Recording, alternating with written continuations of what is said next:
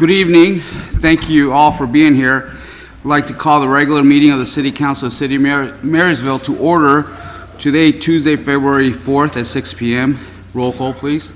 Councilmember Hudson. Here. Councilmember McKenzie. Here. Councilmember Simmons. Here. Vice Mayor Buttacavoli. Here. And Mayor Samayoa. Here. This time I'd like to ask everyone to please stand and join me on the Pledge of Allegiance to our flag. Where's your flag? Pledge of allegiance.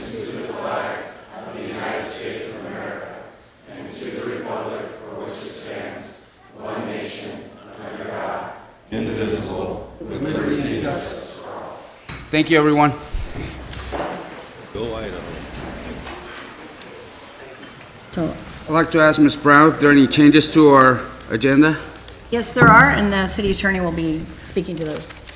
Yes, Mr. Mayor, yesterday in federal court, in the case called Bridget Butcher and others versus City of Marysville, there was a tentative settlement reached. The case number is 218-02765. I would like to go into closed session with the council and discuss that matter. Move to add the closed session item to the agenda. So, second motion, second. All those in favor say aye. Aye. Motion is approved, the vote of 5-0 to add the closed session item per stated by our city attorney. Any other changes? There are none. Seeing none, any closed session reports? There are no closed session reports. Wonderful, I think I'm caught up. Okay. There are a few presentations today. We have folks from Casa de Esperanza today. We have National Teen Dating Violence Awareness and Prevention Month. We also have a presentation by Chief Sachs of swearing in three new officers, Officer Perez, Officer Gonzalez, and Officer Grill. The Chief is also awarding Reserve Lieutenant Dan Quinones with a Chief's Award and also a Life-Saving Award for Officer Kesterson. We also will have a council workshop regarding possible changes to our municipal code, Title 13 and Title 14. And also another presentation. You're going to be busy, Chief, regarding informational technology, or also known as IT upgrade. So let's start with our proclamation.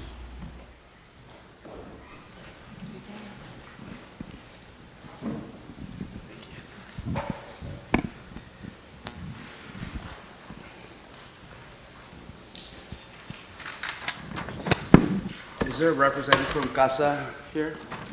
Hi. Come on down. I'd like to give you this proclamation. And so on behalf of the City of Marysville, we're declaring the month of February 2020 as Teen Dating and Violence Awareness and Prevention Month in the City of Marysville. I'd like to read that whereas teens between the ages of 16 and 24 are more vulnerable to intimate partners' violence, experience abuse at a rate almost triple the national average. And whereas 1 in 3 girls and 1 in 4 boys in the United States are victims of physical, emotional, and verbal abuse from a dating partner, a figure that far exceeds victimization rates for other types of violence affecting youth.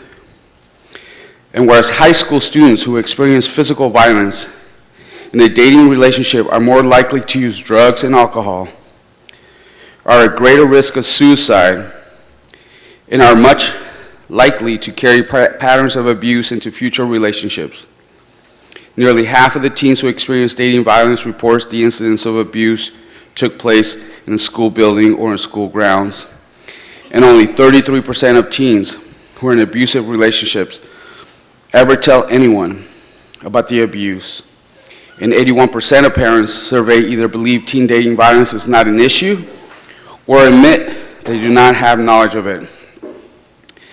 Whereas by providing young people with education regarding healthy relationships and relationship skills, and by changing attitudes and behaviors that support violence, we recognize that dating violence can be prevented.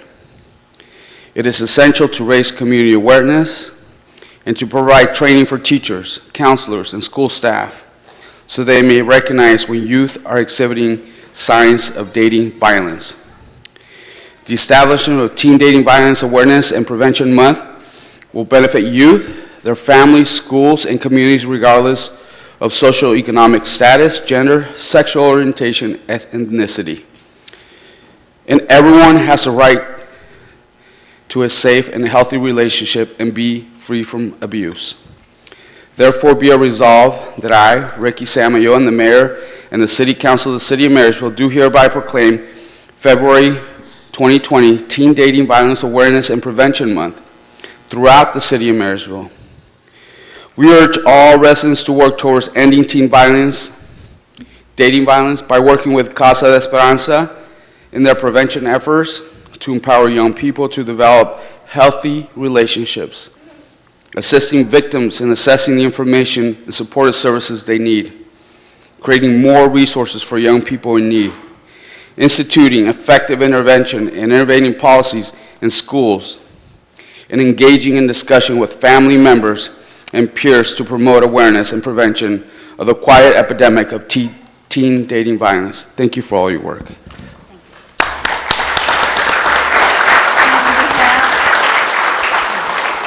On behalf of CASA staff and clients, we would like to thank you for your continued support. Thank you for your work. And I'd like to share those ribbons with you. Thank you.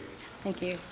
I'll take some for our council, and then some folks from the public would like to have some. They can have some, Absolutely. right? Yes, and they could call CASA at any time if anybody would like ribbons. We'd take them to your agency. Thank you so much. Thank you. Let's give them a hand of applause.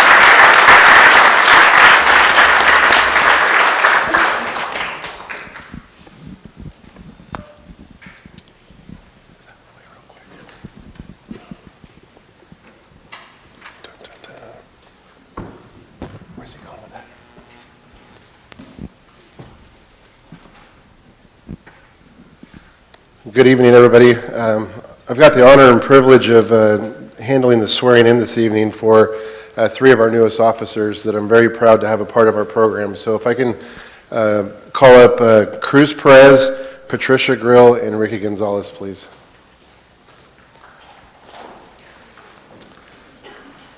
Usually we do one swearing in at a time, so I've never had the pleasure of doing three at one time, so we're going to swear them all in at one time. This will be a first. See if you guys get this right. Please raise your right hand.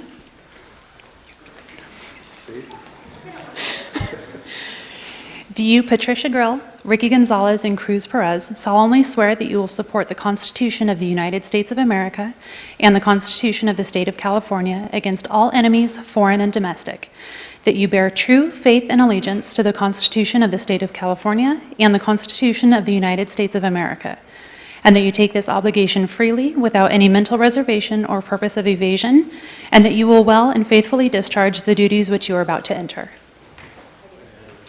Congratulations and welcome to the city.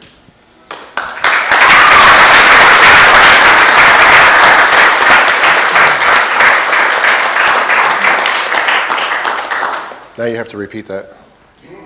No? Just kidding. Just kidding. Hold on, I need a selfie with. You need a selfie with them? Squeeze in.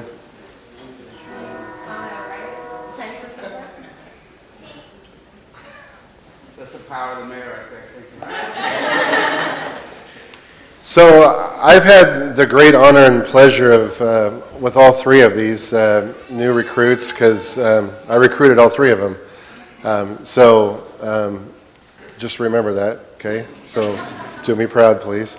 So Officer Grill and Officer Gonzalez attended the Yuba College Academy out at Yuba College, the Modular Academy, and I had the pleasure of meeting them out there and recruiting them to our FTO program. Officer Cruz was going through Siskiyous, or no, I'm sorry, Redwoods, right? Correct. Redwoods, I'm sorry. He was going through Redwoods, and then I had the the pleasure of meeting him through our testing process and, convinced him to come to work for us. And so they're all three here, and I'm super excited. So tell you a little bit about them. Usually I have it memorized, but since there's three of you, I'm not that good. So here we go. Ricky Gonzalez was born in Yuba City, graduated Yuba City High School in 2010. A year after graduation, he decided to join the Marine Corps in December of 2011. His military occupation was motor transport, consisted of transporting military equipment and personnel for garrison and combat operations. The majority of his time was spent in California. He was assigned to the 1st Tank Battalion, 29 Palms. From there, he was spent supporting the tank companies in most of their field training exercises. He deployed with the Marine Expeditionary Unit, 11th MEU, for 7 months, and they were a quick reaction force in the Mediterranean Sea area. After completing 4 years of service, he decided to pursue his law enforcement career, got his associates in law enforcement, and while attending college, he joined Yuba College Police Academy. And so his family members that will be attending the ceremony with him are Emmanuel Gonzalez, Natalie Gonzalez, Manuel Jr., Natalie Jr., Matilde Quintero, and John Gonzalez, Citlali Gonzalez, and Kristen Kelly. Kristen Kelly will be pinning him here shortly. Patricia Grill. So, true dedication. She went through the modular academies at Yuba College and made it to the last week and blew out her knee climbing over the wall. As she did that, she tried it several more times, being injured, to try to persevere. She leaves the academy. They couldn't graduate her because of it. I told her, you have the perseverance and determination, you're going to do this. She did it. She went through rehab and rehabbed her knee, came and saw me and said, I'm going back. I'm either going to Yuba or Siskiyous. And I said, if you're dedicated to it, I'm going to sponsor you to go through the academy. We sponsored her to go through the modular one at Redwoods. And, I had the honor and privilege of attending her graduation, even though it was a long car ride. But it was well worth it to see all the support from her academy classmates that showed up to support her, along with her family and the members from our agency that went up there to support her. So true heart and determination, and that's what we're looking for in this career field. This is quite long, so I'll read fast. That's why I couldn't memorize it, because she wanted me to tell you guys all those great things about her. She's a recent graduate of College of the Redwoods Police Academy, growing up with numerous family members in the military and law enforcement. She's always knew that she would join a profession that helped others. Born in Bremerton Naval Base in Washington, she has spent much of her life between Sacramento area and New Mexico. After high school, she moved to Southern California to attend CSU San Bernardino. There she studied psychology, international business, and Arabic language and culture for 3 years. Moving home for her final year, she graduated from Sac State with a bachelor's in psychology. So she's probably trying to read all of our minds right now. After graduation, she worked for about 3 years in group homes and residential care facilities in the Sacramento area, primarily working with juveniles. She started working with conduct children who were ward of the state. She transitioned to working with juveniles who were mental health patients, transitioning back into home life. During this time, she was also attending Sierra College Police Academy. Once she graduated the Modular 2, she started work at Twin Rivers Unified School District as a reserve school resource officer. There she started to learn what it really meant to work in law enforcement. She attended the Modular 1 at Yuba College. Due to the injury I already spoke of, she did not complete. However, never giving up on her dream, she came back stronger than ever and completed the academy. During her time at Yuba College, she met me, who was teaching there. She asked us about a ride-along, and the rest was history. She started working with the Marysville Police Department as a reserve officer while she was in the academy. And then during her time at the Redwoods, she would come home on the weekends. And the more that she worked, the surer she was that this is a place that she wanted to be. We hired her as a reserve officer while she was in the academy, and then we surprised her the day of graduation and pinned her for our last full-time position. She knows that she could not have done this without the support of her family. She's joined by her parents, Jason and Kathy Browning, sister Jamie, and brother Jeffrey, and her parents will be pinning her shortly.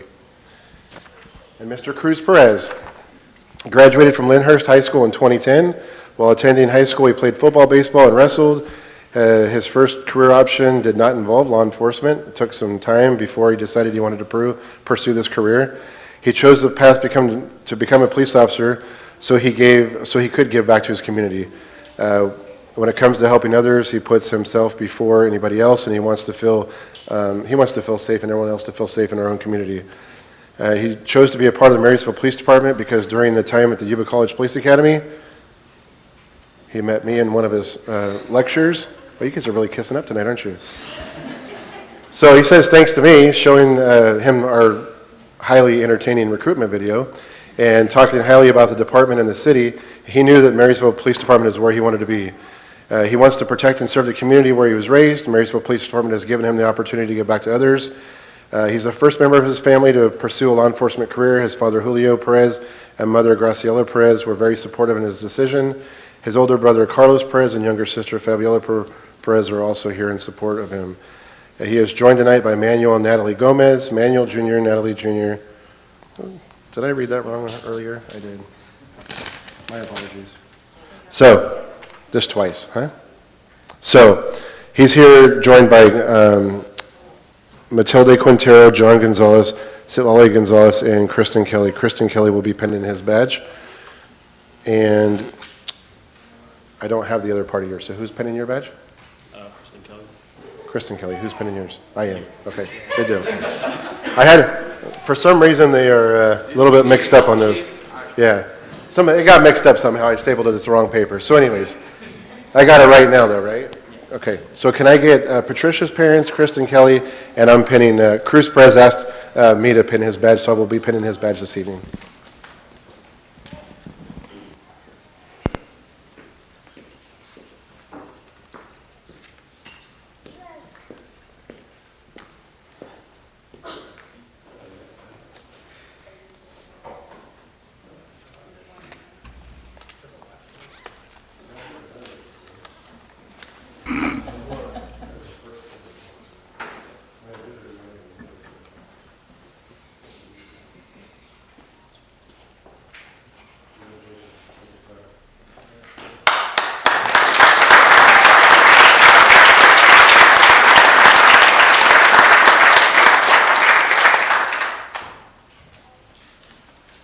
Next, we will have Patricia with her parents.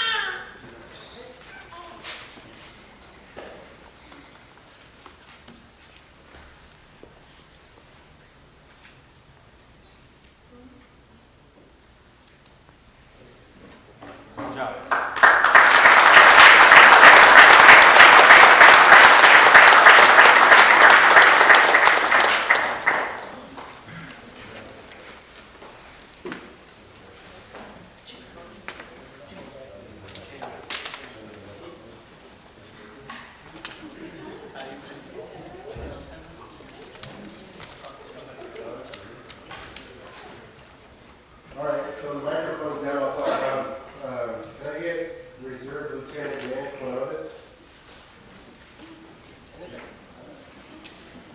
Oh, did I?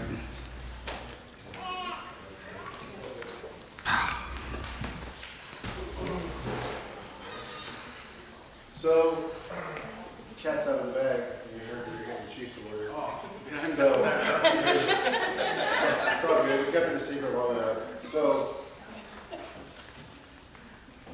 to talk about this guy is, I mean, I don't know. It makes my heart feel warm, and it brings tears to my eyes. That, I started at Marysville PD January 22nd of 2011. This is one of the first faces I met in my first week here.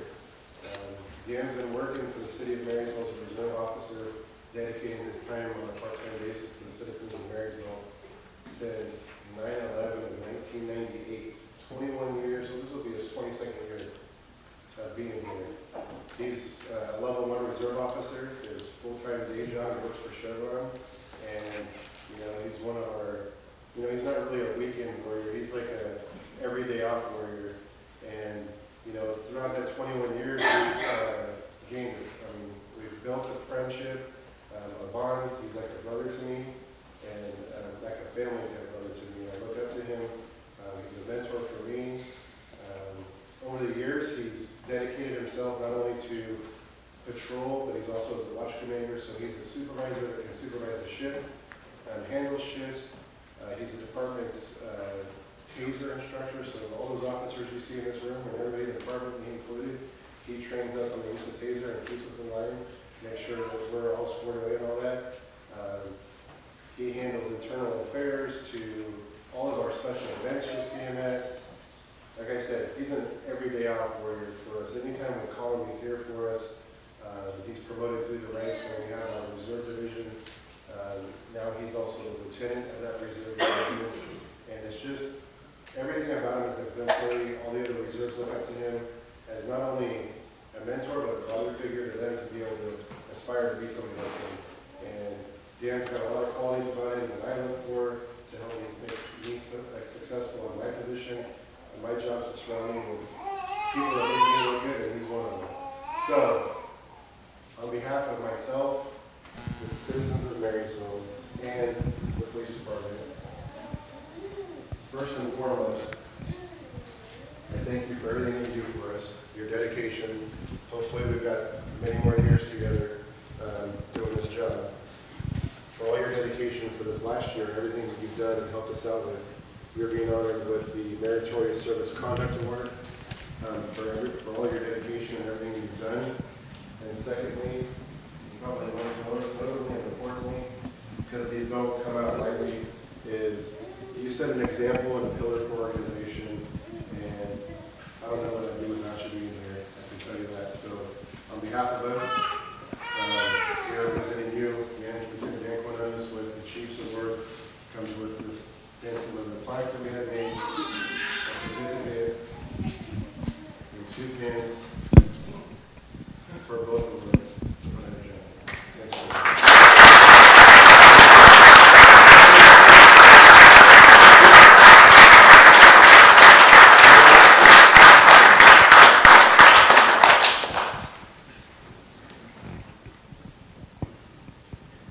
Thank you, everyone. Thank you.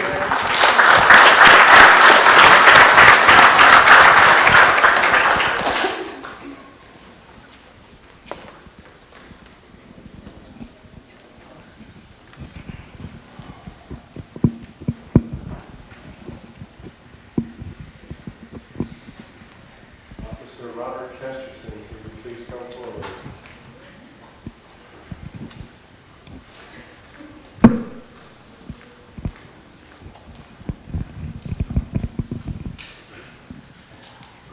So, I've got the honor and privilege of handing out this award. We've handed out a few of these in the last couple of years, and it just seems like it's happening more recently. And the bravery of our law enforcement staff and personnel, what they do day in and day out, just exemplifies itself. And, it wouldn't be justice if we didn't recognize it for all the hard work and everything that they do. And every day when they're out there. So, Rob Kesterson this evening is being presented with a life-saving award. And he's truly a hero in my eyes, and probably in a lot of other people's eyes, for his heroic actions on January 3rd, 2020, at about 3:30 in the afternoon. There was a report of a suicidal subject that was on the bridge that was getting ready to jump off. Officer Kesterson was first on scene, arrives. The gentleman is probably from my distance to Rob away. He's sitting on the opposite side of the bridge railing with his legs dangling over on the water side. Officer Kesterson's trying to establish a rapport with this gentleman to try to talk him off from jumping. And just so happens, he keeps trying to get closer and closer and closer. And as he does, that gentleman at that point in time slides off the railing and is getting ready to go down. So Officer Kesterson thinks quickly, reacts quickly, lunges forward, bear hugs this guy on the opposite side of the railing that's now falling down, almost pulling him over the railing, lunges himself back to pull this gentleman back over the railing. Right? Right? But it's true. Had he not grabbed a hold of this gentleman that was sliding off the other side of the railing, had he not acted when he did and grabbed him, that gentleman would have fell off the bridge, perished, and he wouldn't be alive today. So, quick thinking, quick reaction, selfless act because he could have went over with him, but to save somebody that he didn't even know, and just doing a quick response like that. So,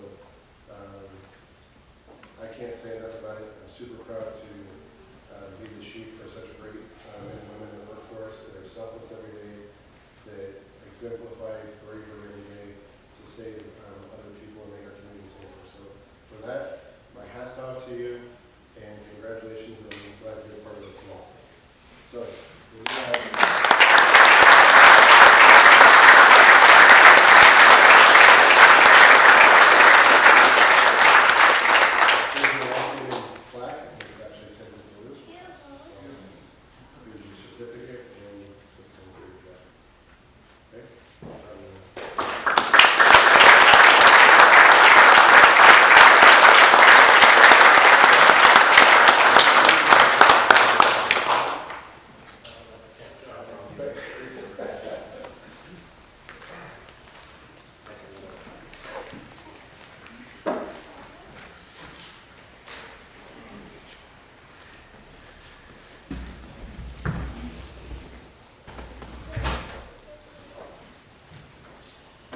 Well, that was pretty inspiring, not only for all the work that our police department does and reserves and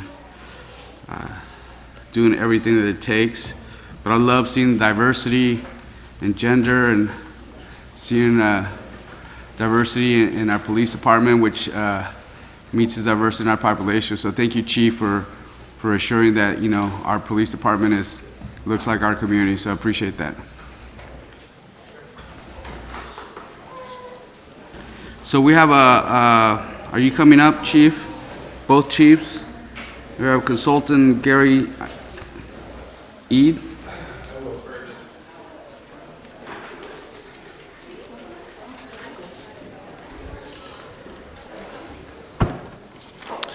Good evening, Mayor and Council. This evening, I'm before you on this item to review and provide the recommendations to review and provide policy direction regarding staff recommended amendments to Marysville Municipal Code for Titles 13, Buildings and Construction, and Title 14 for Electrical Codes. The recommended deletions for both titles are outdated, and recommended additions for both titles incorporate current standards and best practices. So there is, throughout the whole amendments, there is minor grammatical changes that are updating just the year of the code to some minor grammatical changes. And then there's some other sections that were added in that were determined best practice for the building code and the electrical code. And then also on the fire side for 1320, there was some best practices that were added in by Chief Carlin. So with that, I would like to introduce our contract building official, which is Gary Eady, that will discuss the highlighted amendments for Chapter 13 and 14 together on the building and construction and electrical side. And then after that, we'll turn it over to Chief Carlin for Chapter 13.20 specifically in reference to his additions. Gary?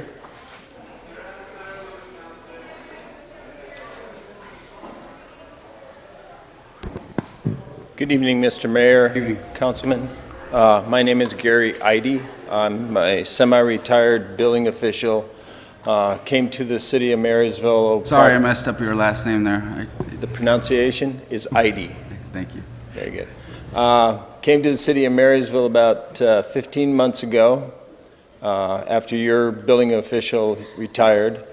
Worked part-time here and stayed with the city for a year until we found somebody to take that position again. At that point in time when I got here, one of the things that that you have to do as a building official is you have to use not only the building codes, but also the municipal codes.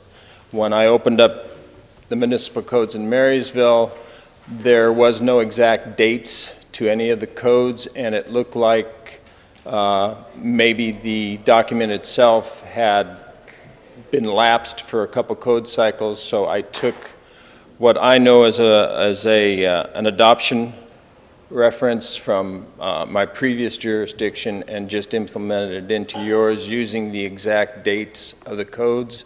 And then some of the appendixes you also adopt.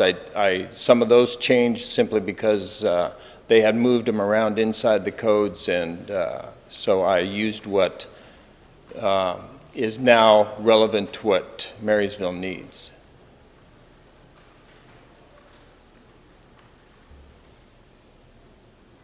Do any of you have any questions? Through the chair. Yes. When you said you took reference from your previous jurisdictions, where might that have been? The city of Lincoln. Lincoln. And specifically, when you were talking about changes, which ones were you talking about? I mean, generally, not specifically. Well, you hadn't adopted yet the existing buildings code or the historic building code. They came about as books about 2 code cycles ago, so I inserted those. The state of California came up with the green code. The energy code wasn't referenced, so I just brought that forward too. So you're talking about, I mean, I understand that Marysville's placement might have been slightly antiquated for a couple of cycles. Are you bringing this up to, your desire to bring this up to 2019, or which code cycle are we talking about that you were, I haven't seen anything, what you're going to represent except for what's before me tonight? I just brought the state of California requires that every 3 years that they change books and years of books. This code cycle, which came into effect January 1st of 2020, is the 2019 code. The books are published, the international code books are published every year. Mm-hmm. There are some states that actually adopt them every year. The state takes it every 3 years, and then there's addendums that they use, that they supplement throughout that 3-year period to keep them updated, but they don't always change everything like some of the other states do. No, I understand that. I mean, are you talking specifically on the electrical code? Is that what we're referencing from you? I mean, I've talked to the Well, fire I'm just chief sort about of the fire talking code. generally about all the codes. All the codes in general. Yeah. All the building codes, not specifically chapter 14 or? I don't have chapter 14 in front of me. I have title 13 in front Excuse of me, me. I apologize. You're right, it is Title 13. Yeah. So, Title 13, any concerns of just bringing it all up to, Yeah, I'm just bringing them up to current code. okay. As by reference of your experience in Lincoln. Say that- So, I was trying to find a little reference on exactly what you were trying to bring up with what you recommend for the city to move forward with or to discuss. So you're talking about the electrical codes, you're talking about 13, you're talking about, confusing, I apologize. No. I tried to read a bunch of, before this meeting on what it was you were going to present. You're presenting, bringing, Chief, can you help? Yeah, so when we talked about this with Gary on title, it's both. It's Title 13 for buildings and construction. There is amendments that Gary went through in this packet to bring up to code, and then also Title 14 for the electrical code. So just to highlight some of the sections in here, sorry I didn't have my pages marked, but like 1308.010, adoption by reference, those are just strike out in a general common language. But then when you get into some of the other parts was where he wants to adopt the new green code and standards that are in there, but then also when he was reviewing our manual, that we had an ordinance in there about pools and spas and everything else that was called out separately that just needed to be deleted because it's already in the new updated codes. So he was just going through and updating best practices. So when he saw that there was a best practice that we needed to move away from our current code to what the new best practice is, then that's what these bigger recommended changes were. And there's only a handful of those that are in there as far as more of a cleanup and following those best practices. And then there's just a few in the electrical code side of it. And then a lot of the, when you see a lot of the other stuff is, changing it to, so it references the 2019 edition of the California Building Code, but it also changes reference in there to, adds like the reference to the 1997 Uniform Code as well. So it's just moving those standards. When I talked to Gary, and correct me if I'm wrong, but when he first got here, it looked like every couple years they were reintroducing and readopting the same ordinance. I'm sorry, Chief, when you say they, as in who are you talking about? Well, whoever did it before, whether it was the building officials before, it seemed like, from what Gary was telling me, is that the same ordinance kept getting introduced with just the same language with no updates. And so he was going through and going, okay, well, we keep seeing the same thing with the same dates, and we need to get updated because at some point in time, if we're not up to these standards that he's amending for us, then we could be held liable somewhere down the road, and he didn't want us to have any liability out there. So he's looking at that for the best standards. That's the best way I can explain it as far as I've been. Yeah, in this like your process. pool and spa code, it's, most of the stuff you had written in your Marysville code is now in the code book. So it's like Marysville and a lot of these items was ahead of their time, and now they've come in, now the other codes have picked up on it and brought it into the code book. So it was like dual language, and maybe there would have been a sentence or two that was off that could have caused some problems or Confusion, I get yeah. it. Which is what I had a little bit tonight, so thank you, appreciate that. Any other questions? Yeah, I have one, Mayor, through the Yes, sir. chair. Gary, on this paragraph 1304-020, down one, it talks about setbacks and it talks about not to exceed 100 buildings. It says that, 1304? yeah, it's actually it's 105 in blue, dash .2, and it talks about building tool sheds, et cetera, et cetera, et cetera. And it says it's not to exceed 8 feet, and the building maintains a clearance of 5 feet from all property lines and 6 feet from the structure. That pretty well looms out any house in East Marysville, because a property line, the setback is actually the house is set back 5 feet from the fence line, the property line. So there's Correct. no way you could have a storage area alongside your house. And then once at 5 feet from all property and 6 feet from any structure. Well, that section was already in your. I know. In your code cycle, but it's, to me, it makes sense that you would keep it at that size and that height. The way the code is written for accessory structures, there's really no height that's ever given to them, and sometimes people build things that can be as high as 16 feet, and it gets out of size then. Sure.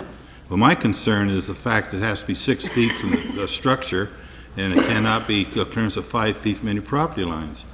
There's not a house in East Marysville that you have that kind of clearance on the setback. Well, Marysville, yeah, you are correct. The Marysville code reads that a house can be built within 3 feet of a property line. So that's your setback. The issue with that is now you're getting into fire protection, that your window openings and your vents and your roof and stuff have to be placed back a certain portion, 5 feet from that property line in order to work right. Windows have to be tempered or fixed and can only be a certain percentage of the wall line.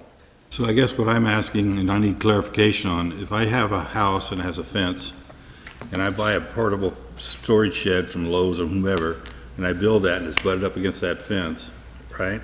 And it's 6 feet from the dwelling, is that legal?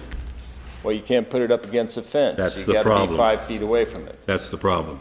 When people do that, and I'm sure Ron can attest to this, that those sheds are usually used for flammables, paints, or whatever, and that's one of the first things that catches fire right there. And once it does, then it takes the fence. Usually a neighbor will also put his shed up against that. Now you got two issues. Well, I think if we're modifying these, is that a state clearance, or is that a Marysville ordinance? Marysville. I think we need to look at that, because there's not a, I can say truthfully, I don't think there's a house in Marysville that doesn't violate that, especially on the sides of the house. In any older town, even Lincoln, yeah, it's the same way. People put them up right up against their fence. And businesses also with these containers. We had this issue once before with one of our businesses, and it was talking about it being a permanent structure, and it wasn't a permanent structure, and it was violating that. You know, it's caused a lot of controversy over the years. I think some of my contractors can attest to that. The thing with these is if you gentlemen go through, and ladies, if you go through this and you see things that you want to change, we can come back and amend this to make it fit more what Marysville wants to do now. Okay. Yeah, because I tried to I leave thought as the much whole- of it as alone as I could Yeah, I understand. without opening up a whole bunch of, I can of understand, worms. but I thought that's what we were doing, amending these regulations, these ordinances, to comply with state. Is what you're, just give me a second, is what you're asking today is for input on what's been, what you're kind of laying out here? I guess for me, I was looking for more of a presentation. I'll give you, I'm sorry, Vice Mayor. For me, is what is the actual purpose? What's the intended, what's the intention here? Is it for us to, a lot of it's for new construction, but are we going to be able to use this code to go out to different people and kind of bust them for not having, the right setbacks? I guess it is written in there right now that our code enforcement can go anywhere right now and use this. If we were to change this code, start, saying you're out of compliance or you're not meeting codes. I guess for me, it's like I'm interested in policy direction more than kind of specific. I mean, this is getting into the weeds, and that's kind of, for us, it's like, I don't know about the weeds. I want to make sure that we can construct, detached units for people to live in, and I think that's something that I'm really interested in having our staff tackle, and what's the best way to get more people to promote new housing, not necessarily sheds, but how do we promote new detached units in our East Marysville or some other places? Like, that's what I'm interested in. How do we increase housing? And that's a policy direction that we would like to get. I guess I'm not really interested in getting into the weeds. The state of California. And for what purpose is it to get into the weeds? Is it because we're going to start busting people, or because we're getting new construction coming in? Because there's not going to be a lot of new construction happening. There's probably not going to be a lot of new housing. I think probably the best the best element that the state of California has done for, like, the city of Marysville and Lincoln or whatever is they came up with an accessory dwelling unit Correct. document. That document allows you to put another structure, living dwelling, on your property without getting hit with your sewer and water Environmental. connections, your school fees, as long as you stay within that, 50% of what the main structure is. So But is these changes dealing with that, or is that a separate discussion we're going to have later on? that's a whole that's a separate document. These right here, all this is going to do is the existing buildings code, which now is in your Title 13. So is that to bust people like the No. currently? No, those buildings that let's say fall into the setbacks where they shouldn't be. I've got a house that's 132 years old now. It's got by abstract title, they called it a stable.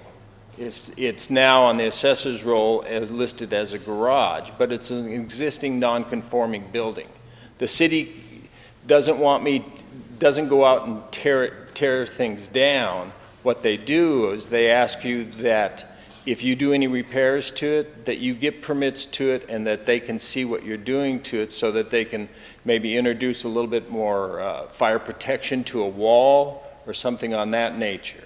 Now, I guess maybe that's where part of the discussion that maybe is being started is, a lot of our buildings are old in Marysville, very much. right? Yes. And so if someone wants to improve it, and all of a sudden you're being hit by having to have a firewall, because, if you want to improve it to, I can see the use, if you want to use it for a bedroom, okay, But if you just want to use it for a bathroom or something, I mean, I guess I don't want to get into the weeds, but it's you adding additional costs to making improvements to make life better for that person that owns that property. And I guess that's where I'm having a hard time and figuring out, is this going to add value to living in Marysville? Or is this going to actually keep people from actually investing in their property?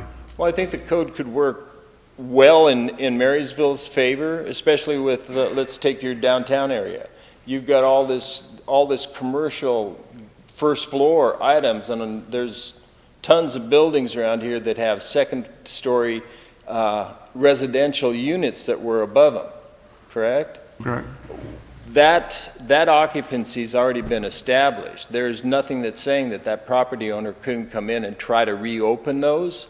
The only thing on the building side that I would ask is that you look at the window openings to make sure that maybe they get a proper egress or proper workability out of that window, that if there was a fire partition or fire separation between the two floors, that just be looked at and sealed in some fashion. Your husband, your property. They've got this old firehouse that sits over here. They want to do a coffee shop below, and they have their residence above. That floor in there is, I figured out one day, was like 4.5 inches thick, solid wood. Well, there's this code section, it's like 705.3 or something, that deals with, you can go into a document that gives you a rating for that fire separation. The only thing that they would have to look at is just get somebody to label that and then seal around the piping and stuff that they now penetrate with their plumbing and any electrical that goes up there, with fire brackets, fire stop, fire caulking. So everything's workable. It just, there's little things that you've got to work at. So I guess that's, for me, I'm interested in kind of hearing those aspects of it, what you just kind of described, as how do we make it easier for people willing and interested who want to invest in their property without making it, just out of their cost range or whatever it may be. Like, how do we assure that we want to promote folks to want to invest in it without having to deal with, are we adding additional costs or additional barriers for folks to invest in their older buildings? I think it'd be a case-by-case basis as far as, and I can't see anything being that above the cost of normal construction, which is expensive in itself.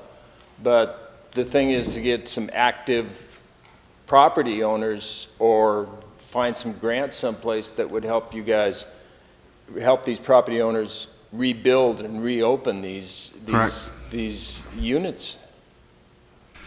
No, that makes sense. I guess that's, in my mind, I don't understand all the codes. I mean, if I read this code, I mean, it's going to take me a day to learn all the weed stuff. I mean, for me, I want to provide, I think as a council, what we want to do is provide direction. And I think for me, I'm interested in assuring that our code assists people or even engage people in getting them to invest in their properties. Getting grants is probably, probably a good way to kind of get some people invested, but if it's going to be just not worth it for them to invest in it, like we have right now these abandoned buildings and no one's investing any dollars in it, are we making it harder? So as a policy, I want to make sure that that's what we looked at. If we want to create new housing in our East Marysville by using detached units, that should be a policy, and you guys, experts, kind of help us out, create the best code to assist people do that. Right.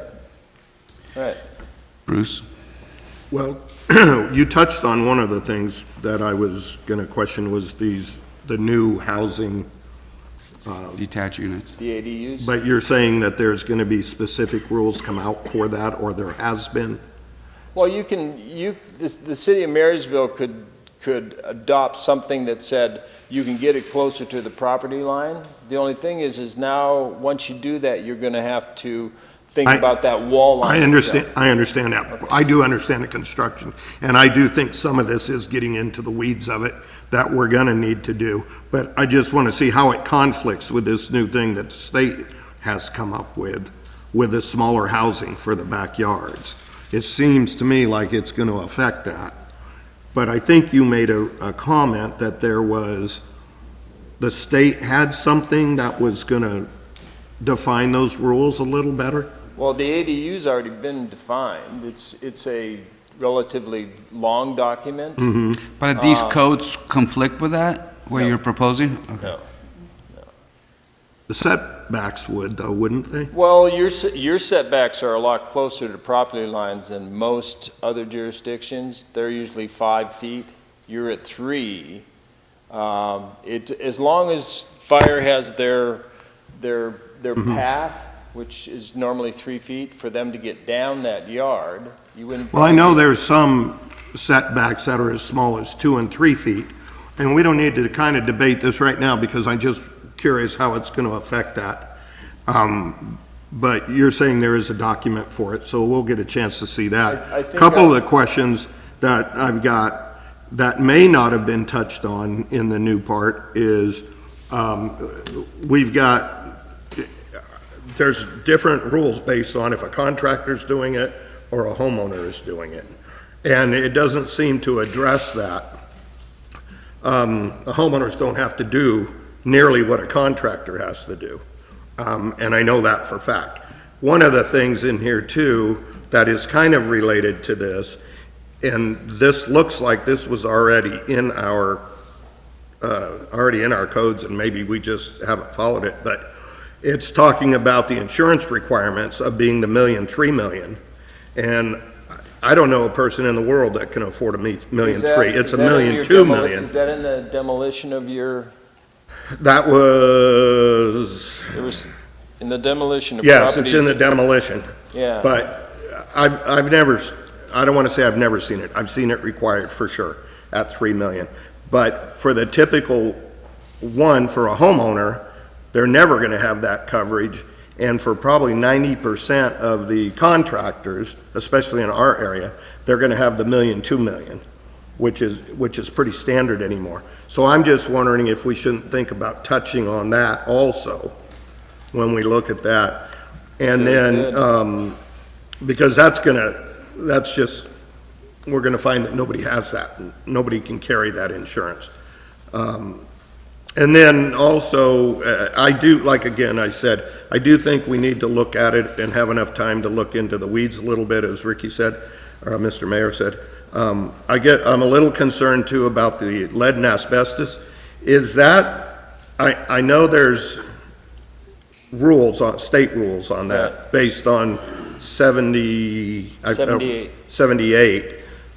But there again, if I'm not mistaken, that rule also is different based on a homeowner doing it themselves and hiring a contractor, a lead abatement contractor, which we know is extremely expensive and we know is going to be in everything in Marysville.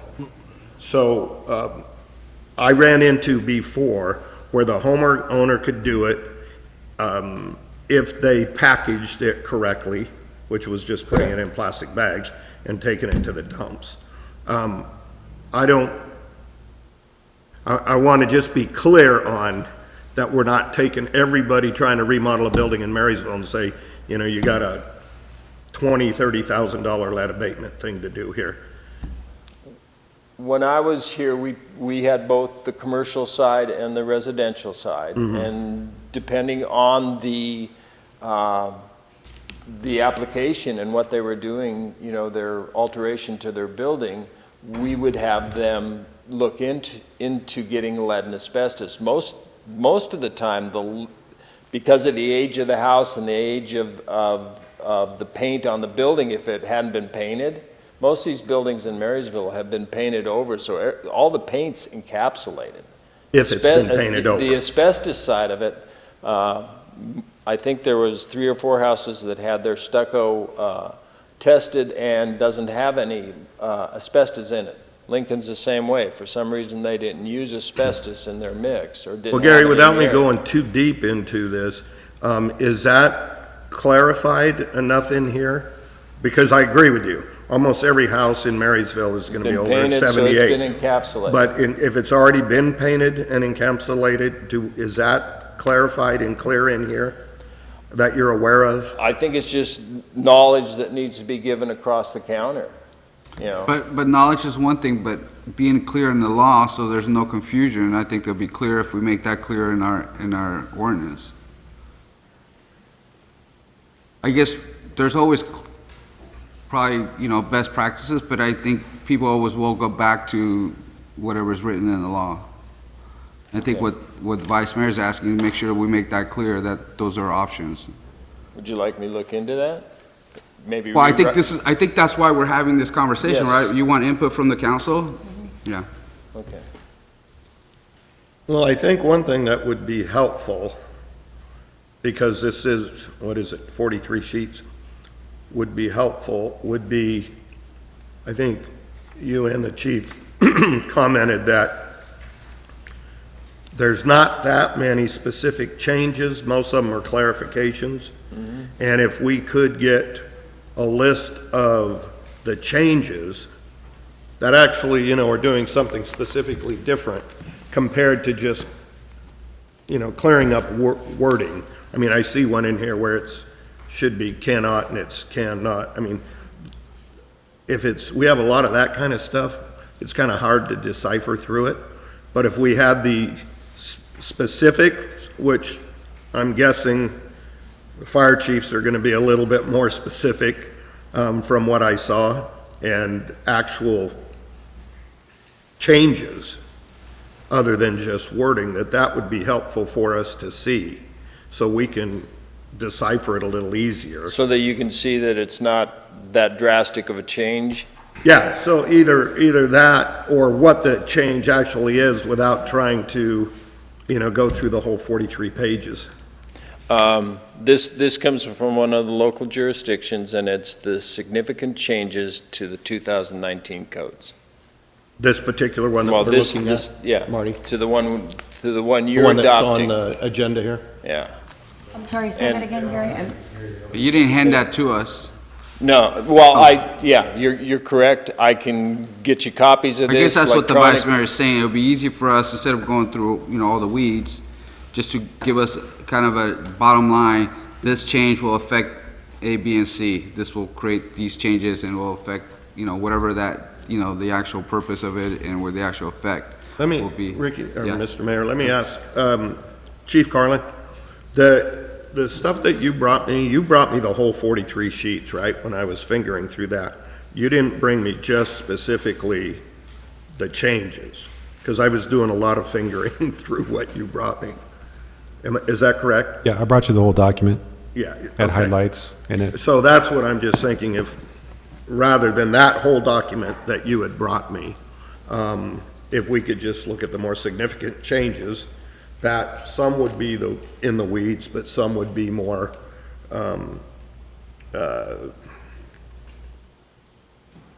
not in the weeds, for lack of a better way to put it, and not just the upgraded wording or correcting in the wording. That's what I would like to see. Marty?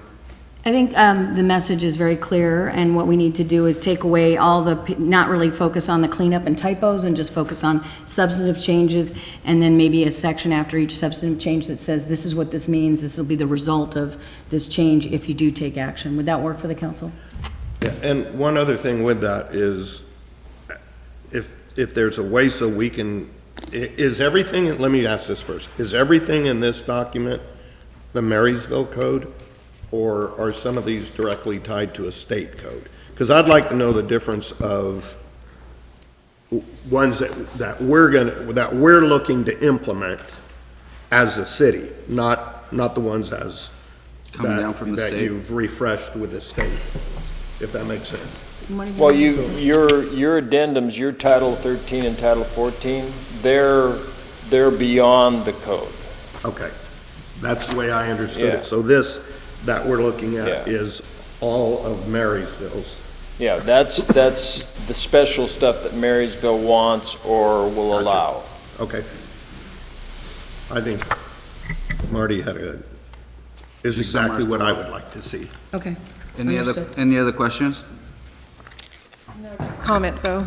So basically, the changes that are in here are just bringing us into agreement with the state codes. So pulling out what is in the state code already, that we don't need to include again on our municipal code. Right, And then just correcting errors and dates. yes, So we're not necessarily adding anything new to our code or changing our code. correct. Right? Just pulling out what's in another book and clarifying dates and Correct. some wording. So no significant changes to our Marysville code. No, Okay, that's what I thought. Thank you. Can I add something real quick? If I could, maybe I could suggest to the council, for the interest of time, if you would prefer to table Chief Carlin's presentation until we work on this format and bring it back to all of you instead, and then I was going to move continue the forward to the discussion? next one, if that was okay. Yeah, okay, sure, absolutely. Thank you. Okay, thank you, Thank you Gary. so much. Thanks, Gary. Let's move to item D, given that we gave staff, you were able to summarize it very clearly, appreciate that. Let's move to item D, IT upgrades PowerPoint. Chief Sachs.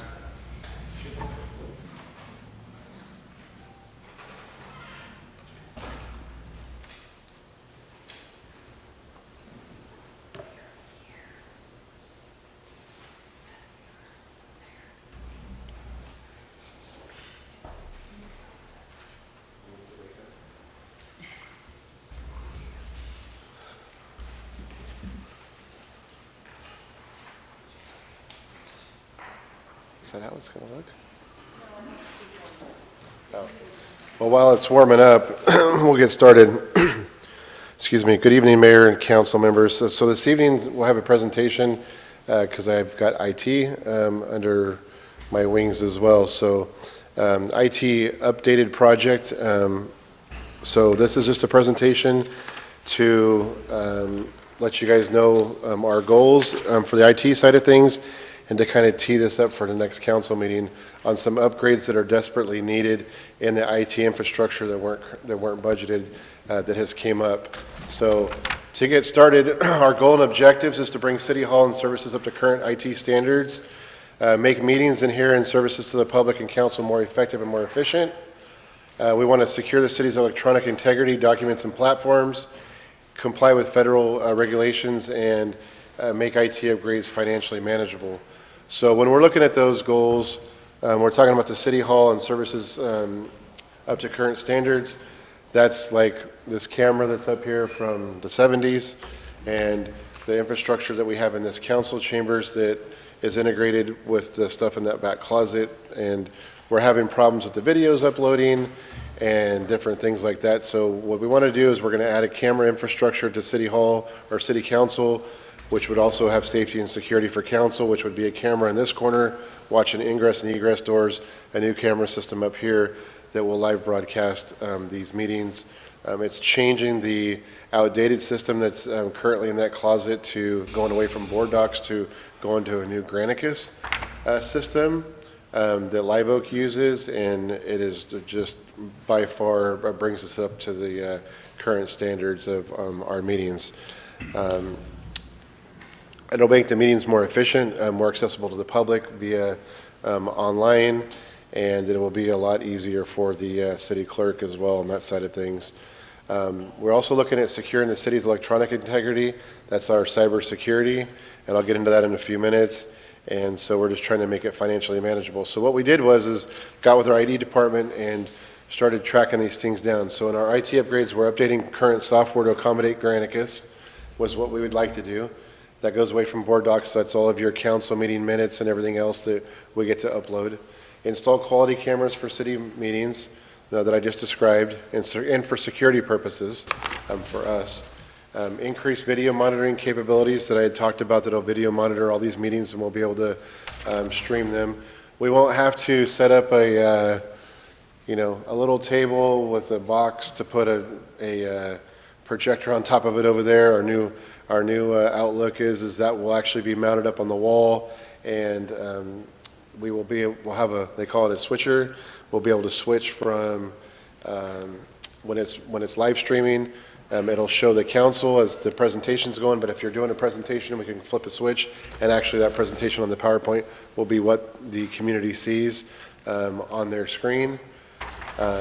Moving all the city clerk software from where it currently sits up there next to the mayor to down here, and better assisting her with her capabilities of what she needs to do.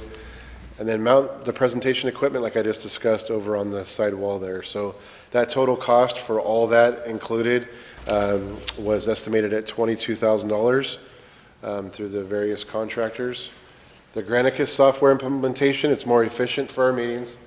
It modernizes communication. There's citizen transparency and improved documentation, so that way we can get more information out to the public in a lot quicker manner. The current cost for that, there's a one-time cost for a setup for $4,500, and then you see the year 1, 2, and 3 cost. And right now, our annual budget for board docs is $6,000, so this is actually a cost savings for us to switch to this new system here. When we look at the city's website, so I know, a few years ago, we had the other website, or the current website that's there now. MC2 was the developer that developed that. Since taking over our IT department and looking at that, there's a lag time in when we're able to put information up on that website by the time we're giving it to them, and then them getting that information up there, and just the support on that side of it. The police department, we lost our support and everything else on our website, so we actually went to a different platform with the assistance of Sapphire Marketing to help rebuild our website right now that's getting ready to launch in the next couple weeks. And we're proposing the same thing for the city's website because we need to come into compliance with ADA to have that satisfied, which our current website does not have that.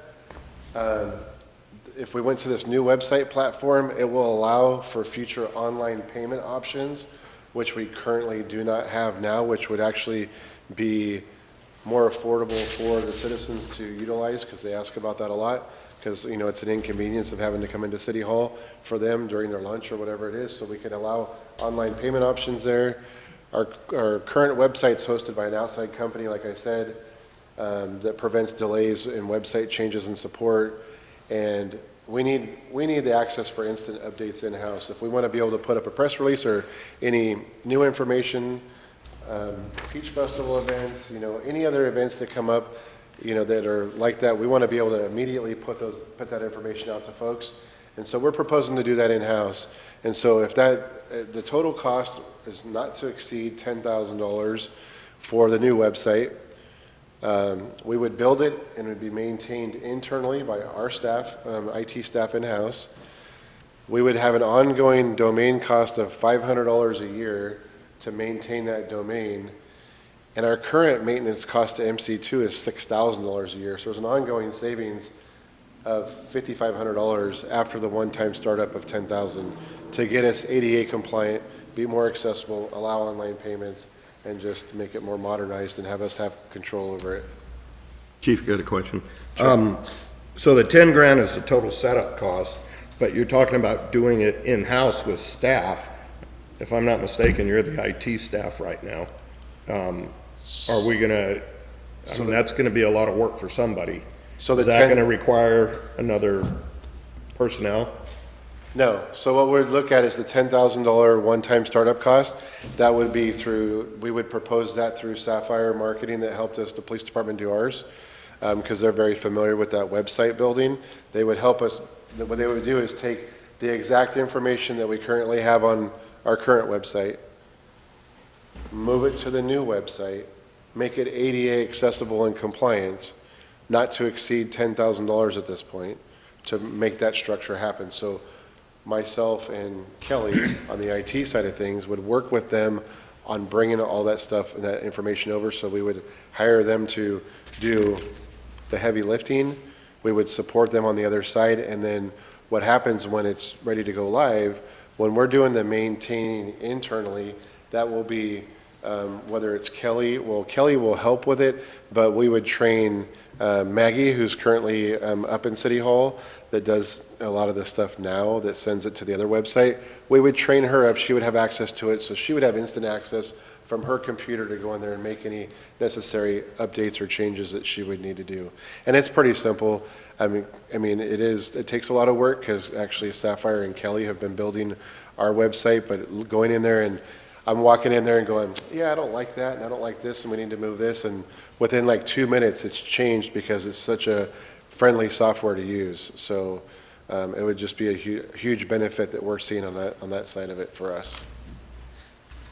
So, What are some of the accessibility issues that we currently have that we're not meeting, that we're not in compliance? Can you give an example of it? so the ADA compliance is, well, we're not ADA compliant on our website. What does that right now. mean? Can you give me an example? So, Mayor, the ADA compliance mainly is the aspect for the visually impaired. They actually have a software that will mouse over certain subjects, and it will read the tag back to them so they know what they're clicking on or where they're on the website. And currently, we lack that technology. Okay, thank you. Ta-da. No, that's just wondering what ADA issues we had. Yeah, so we're not in compliant with that right now, but however, we would be able to become. Do we have a compliant. state police cop, IT website, people that are coming in and giving us tickets, or? No, not at this time, but there is other cities that have been challenged, and we don't want to be one of those cities that gets challenged on that, and then we have to change it. So we're just trying to be proactive, now, and then also we're doing a cost savings by doing it internally and being able to have that at our fingertips to update things instantaneously. And I like that the best, but I think the second best thing that I really like about it is the future online payment options. That people from their own home can pay for their stuff. I'm glad you brought that up, because I think that's probably a benefit that people probably like, but I think a better benefit that I would like to make sure you guys embed or include in the system is a way for people to be able to report issues out in the community, whether it's potholes or things out there, or trees or issues that we can actually start logging in and people can see that it was logged in and someone actually saw it and they can communicate back. We currently continue having issues with people just calling or sending letters or stopping us, wherever, and says, I contact the city manager and they haven't contacted me back. One city manager has probably, 20,000 emails and they probably can't get to all of them. But for that particular individual, it's the most important thing, right? And so we want to make sure that we have something embedded that can help our public works or some other, go ahead, sir. The page has already been loaded, and we're just waiting for them to repair the link to send. It's under So our Public current Works website will be able to do that? request service on our current website right now. Well, that's good to hear. So I guess, Can I just add? We'll be able to incorporate something in there. So whether it's the current platform that Craig has, and we can work with him on that when it comes over to the new site if it's approved, or whether it's a different tab where they click on it and say, hey, click here to report potholes, and they write their information in, we can have it set to a certain link where it goes straight to Craig's email and he gets every single one of them, or whoever he designates, those complaints would go right to that person's email and they would get those right away, and then they can report back on those. So what's been loaded on the website is still like a form, like what you could get a hard copy in the office. What we're looking at right now to propose in the next budget is basically a C-Click Fix, which is the same thing that Yuba City has, 311. It's a very similar program, but it's called C-Click Fix. You'd have an app on your phone, you take a picture of a pothole and you hit send to Public Works. that's great. It just wasn't added on the presentation. Well, we're still doing a cost Okay. estimate and I exploring. think So it's for not us- included in this cost For estimate. me, it's interesting that you guys add that. That's probably one of the most important things, that we continue getting calls, and I understand you guys are busy, but just to have a transparent way to people say, I sense a concern, someone read it, and there's some time that they expect to actually deal with it. That would be helpful. Paying bills, I'm not really too, that's great, but that's not. We want to make sure that we work on making the lives of our citizens better. Paying bills, okay, that's good, but actually, having their concerns being met, that's really important. Yeah, so we can do the link where it goes straight to certain emails, or You just like our guys solve it, LexisNexis. I just want to make sure Yeah, that it's in there. That's easy. Yeah. That's not a problem. Yeah. We've got a couple different platforms we can do that with. The next item would be this, was there any more, I'm sorry, was there any more discussion on the website? Did you pass? No, I went to it, but then I went back to the website just to make sure there was no other questions before I move forward.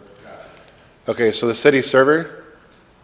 So the current server end of use is this year, 2020, and it's nearing capacity. I met with IT again in reference to it today, and our server upgrade is needed in order to support Granicus, Laserfish, and if we went to the city-hosted website.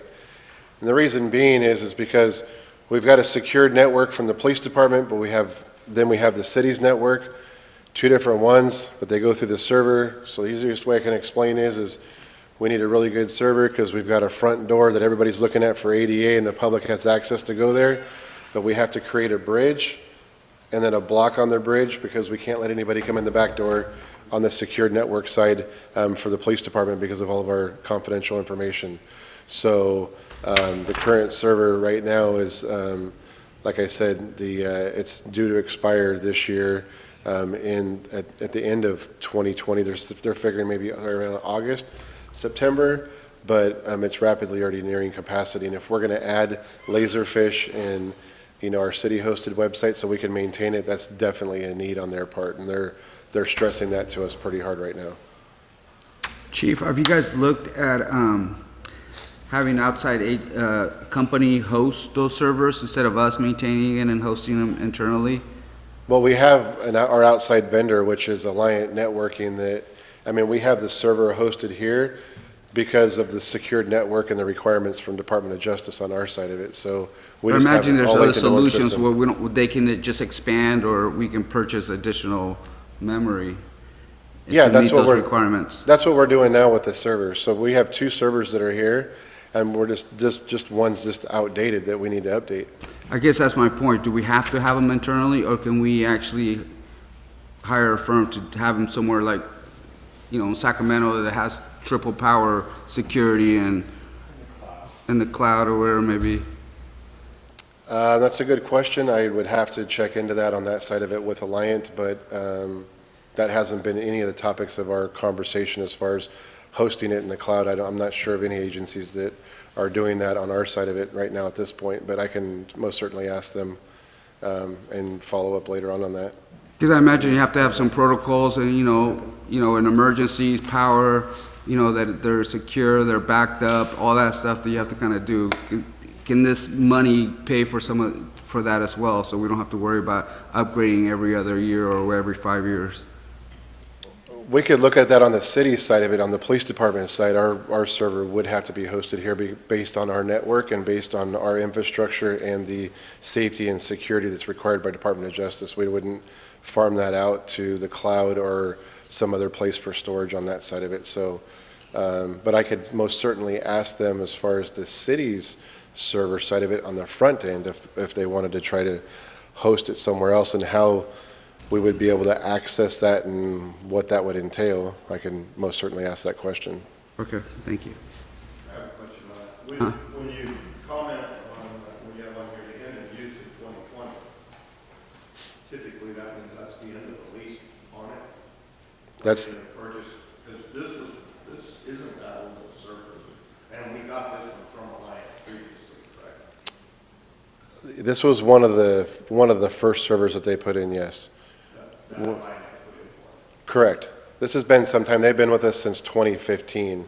So I guess my question is, when you say it's at the end of the use, it's, one, it's probably at the end of the lease, and two, it doesn't really have the capacity for all the new stuff that we want to do. it's at the end of the warranty stage, and yes, it is nearing capacity. And we would be looking at an increased capacity with adding the new Granicus system that would take over for board docs, the Laserfish program for City Hall for all of the documents scanning in, and then the city-hosted website. But we've also had capacity issues even without those things. I mean, we are getting close regardless of Yeah, adding new software. We've had to go in, I didn't want to get into the weeds, but we've had to go into the different drives and actually delete old information and go through and purge different things to get rid of it that we didn't no longer needed in order to increase and release some of that capacity at this point in time.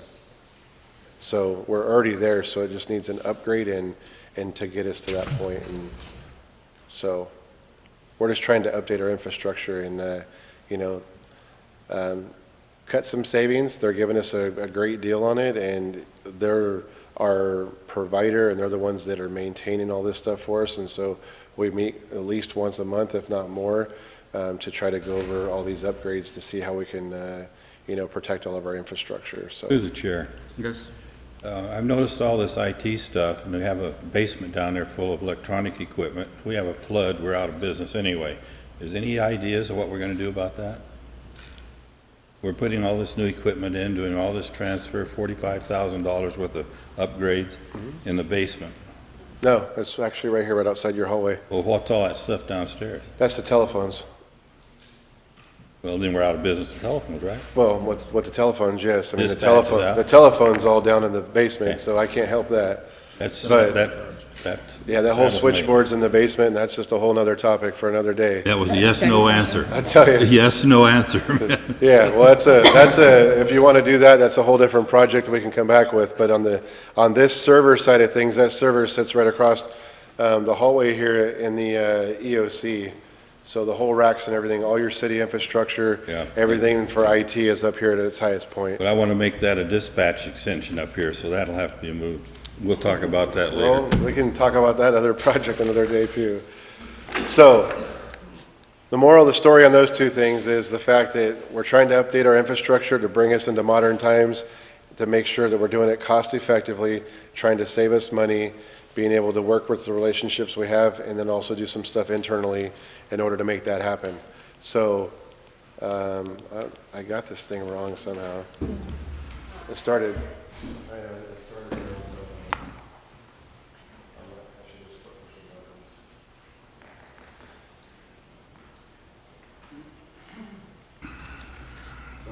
So, cybersecurity. So this is important and this is new. Protect city's IT infrastructure, install cybersecurity software, required software for each email address. There is a monthly cost, and there's required cybersecurity training that would come with it to train not only all the full-time employees, but every city staff that has an email that's linked to us. There's the cost analysis at $7.50 per email. Currently, there's about 90 users. We have a need for 100, and there's the cost. So to finish out the rest of this fiscal year, if it was approved, it'd cost us about $3,000, but $9,000 annually going forward. This is super imperative, and the reason I say that is because IT got a hold of me, and there's all these phishing emails that started coming through. The mayor was affected by it with his email, contacted us, we got a hold of IT, and they started doing a run on the system. And if you saw that the city of Galt got hacked, and they had ransomware, and their whole city was shut down based on their IT infrastructure. And so I saw that, I called IT proactively and said, hey, what are we doing? What do we have on our backside? They said nothing. They did it, they started doing the search. They saw Mayor Samayoa's email that had the phishing, and then they started seeing other ones too. And people are getting these emails on the city side of things, and everybody's curious, so they always open up the link or the document or the attachment. So trust me, and I'll tell you now, if you get an email with an attachment or a link from somebody that you don't know or you don't know what it is, please do not open it. Because right now we are currently monitoring it. IT was so nervous and scared about this, they offered it to us for 30 days, hoping that the council would approve this on December 18th for this to happen.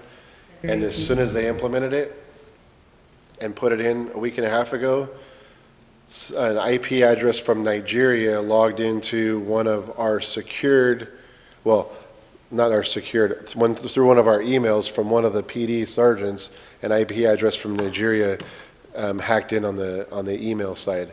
So what they did was IT immediately caught it, shut it down, changed our employees' password. I just got a few this week, so they're constantly, surveying that right now. It's here, and we need to be protected, and this is how we protect our email and people not getting into that secured information that we need. So Right now, I gave them the authorization to put it in place. It is actually free of charge for the first 30 days. Alliance paying for it gratis because they felt that if we had the chance of getting this approved, then they would rather have it safe right now and have less work when it gets approved than us to be hacked and ransomware, then it gets approved, or it doesn't get approved, and there's a whole lot more money in infrastructure or anything else that whatever but the damages could be a lot greater. So that's just a big thing on cybersecurity there. So the cost analysis, one-time expenses, right? So the council chambers upgrade is $22,000. The Granicus is $4,500. The server upgrade I talked about is $10,000, and the website development's up to $10,000 as well. Up to, might not take that amount, but it's up to. So the total one-time cost is $46,500. And then we go to the ongoing cost. So we have the Granicus that's goes up year 1, 2, and 3. We have our annual domain cost for the website if we went that route. Cybersecurity software at $9,000. So our total ongoing cost is anywhere between $14,600 and $15,300, and we're currently budgeting $12,000. That's with our current city website and board docs. So that $12,000 compared to, I guess, $14,600 in year 1 to $15,300. So it'd be an additional $2,600 for year 1 to year 3 would be $3,300 more additional in ongoing cost for these line items. So if there's any more, what's that? I misunderstood that. You're talking about that. You're talking about the yearly increase that will do? Is that, Right. you were just talking about the, on the website, the yearly increase? How many years does that increase? You just said, you gave us the first 2 years. No, that's Granicus. First 3, That's Granicus. That's the board docs, that's the council software that we would be going from board docs that we currently have to the Granicus system Right. that is more friendly with everything that we're doing from the council meetings to the agenda reports to posting everything and everything else. That's the new and latest and greatest software that Live Oak went to. So you have year 1 is, it goes up $400 My from question, 1 to Chris, 2. is, it's gonna increase every year? You're just giving us a scenario of 3 years?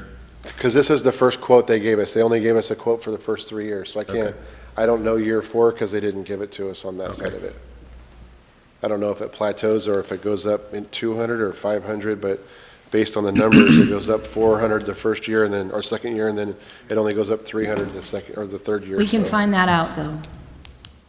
But we can Well, find think out. I mean, if it once goes, you're to the point of agreement, we would want to see out a little further than just 3 years. Any other questions? Are we planning, so obviously the software for security, we want to start right now, but as far as the other improvements, are we proposing to do that on the next budget cycle, or are we wanting to do that now? Is that something?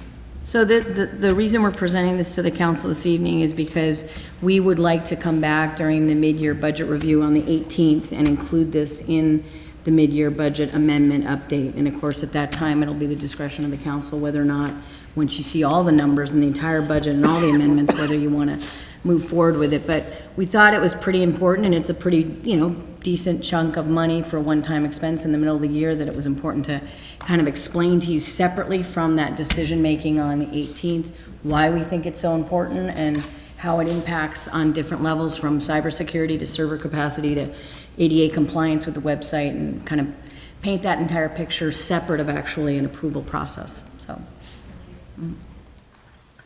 Through the chair. Just a mild question. I mean, you're getting all these numbers based on your current relationship with Alliance. Have you looked with other vendors, or is this just because we have history with them, or what? the only quote that I have from Alliant is the cybersecurity, because they're the ones that host it, and they're the ones that are our IT providers, and also the server. So the other quotes are from the other manufacturers that host that information. So Granicus is its own company, so that's the quote we got from them. Okay. And then as far as the website itself, What we did is we looked at how much time it's taking us on our side of it for the website, looking at the information that's already there, talked to Sapphire Marketing and said, how much do you think it would cost to build the city's website, knowing that the information's already there, pulling it over, and then updating all that information, and that's where we got that cost from that separate vendor. So the only one that we got from Alliant was the, like I said, cybersecurity and the server itself. I need that clarification, thank you. If I could add, Brad, sorry, No, Councilmember sorry. Hudson. The Granicus was a recommendation of Don, our city clerk consultant, and it's actually, from my experience, more the standard than Board Docs. I never experienced Board Docs till I came here. I've always experienced Granicus, so it's pretty standard. I get it. I understand the need for the upgrades, and I'm just kind of curious. It was 3 different vendors you got these bids from, so thank you.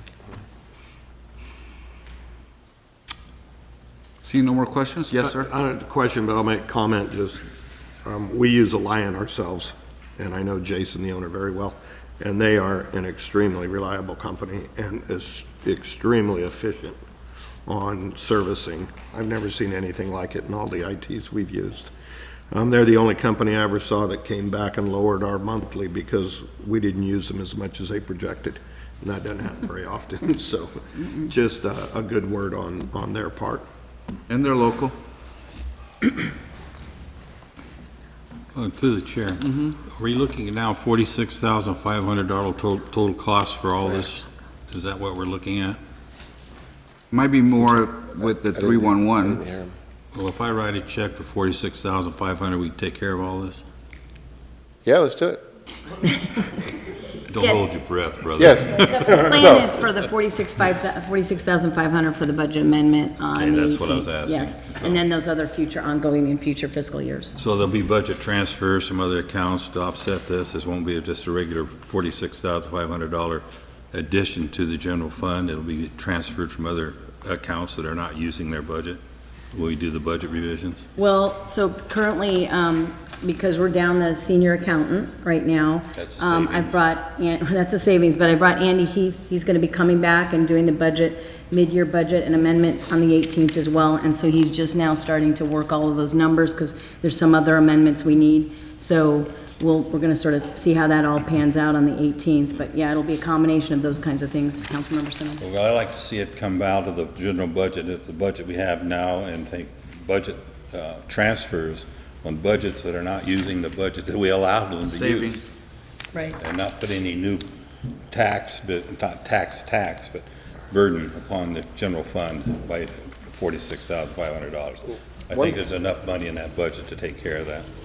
One thing I wanted to clarify real quick was just the reason why we brought all these things together at one time was for the mere fact that it's a better package deal together, because if we started piecemealing these things out, the council chambers upgrades, when we talk about that cost, and then you have Granicus, there's no sense in doing the council chambers upgrades if we're not going to go to Granicus, because we're just going to stay with Board Docs and stay with the same way we're doing stuff, and we're just going to be there. So the ones that you could piecemeal out would probably be, the cybersecurity probably is going to be the only Just one. to interrupt him for a moment. There's an old saying in sales, once you close and you speak, you lose. So I think you've closed well enough. Maybe I lose then. I'm just trying to tell you. Some people look at that, so. Defeat from the jaws. That's right. Our attorney said, don't snatch defeat from the jaw, whatever he said. Don't snatch defeat from the jaws of victory. There you go. Thank you, Chief. Thank you, Chief. Yeah, go ahead. Okay, let's take a 5-minute break and we'll return at 7:40, folks, 7:40, come on.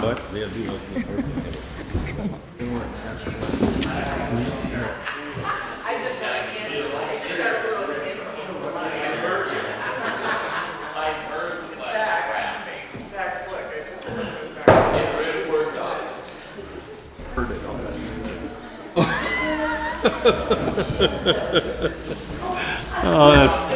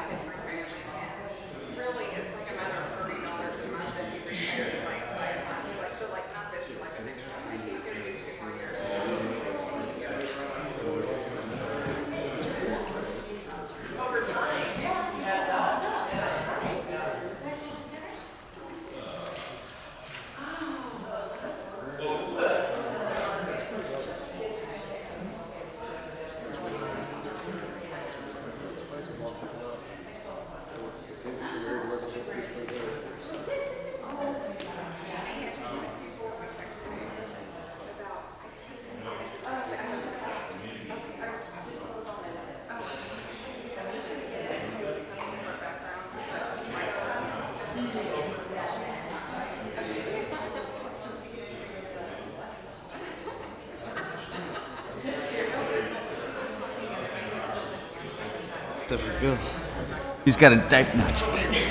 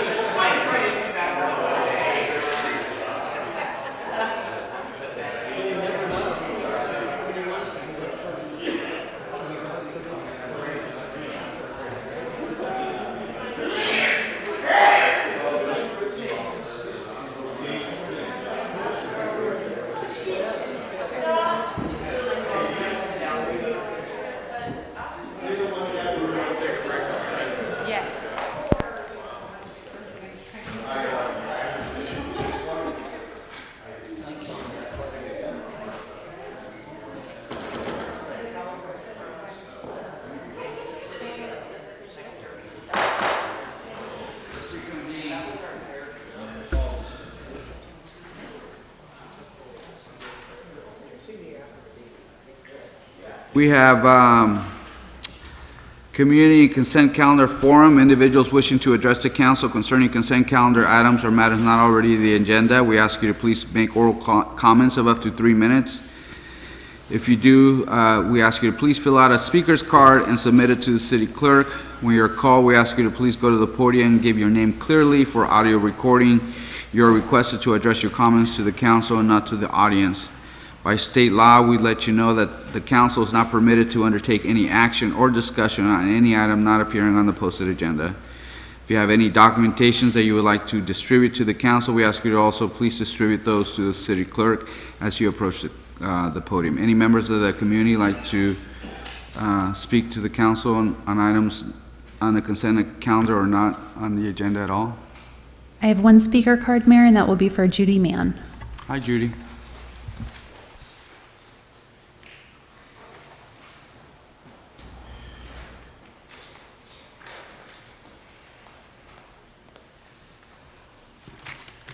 Good evening.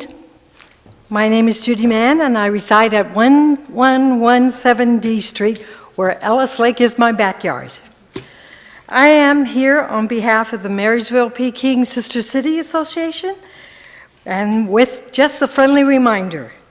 By now, the Honorable Mayor and the city members, council members, and the city manager has received a formal invitation from our Director General, Joseph Ma of the Taipei Economic Culture Office, also known as TECO, of San Francisco. He wishes to request the honor of your presence on Saturday, February 22nd at the Sichuan Restaurant at 2 o'clock in our historic Chinatown. As you know, this year marks 34 years of our sisterhood, and I'm really proud to say that we've fostered a friendship for that long. We need your RSVPs as soon as possible.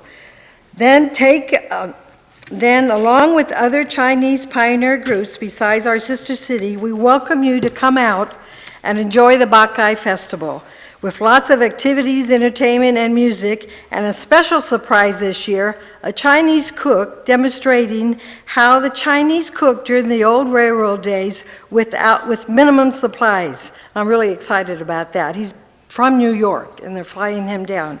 It's the Year of the Rat, and a painting class will also be offered. So there's a lot going on during the Bacchae weekend on February 22nd. I passed a very nice calendar of events of what's going on through our Pioneer Heritage Group, and I'm really excited because they are from the Bay Area. Along with the Pioneer Group, the Japanese Buddhist Church, the Yuba County Library, and China Moon, we appreciate the City of Marysville for this continuous effort of keeping our tradition of the Bacchae Festival alive. And we hope we see you there this weekend. Thank you. Thank you, Judy. Yes? What time is that, Judy? That's the same night as the peace officers? No. No, the hop sing dinner is though. No, that's a luncheon. It's a luncheon. Yeah. Check your invitation. It's a luncheon.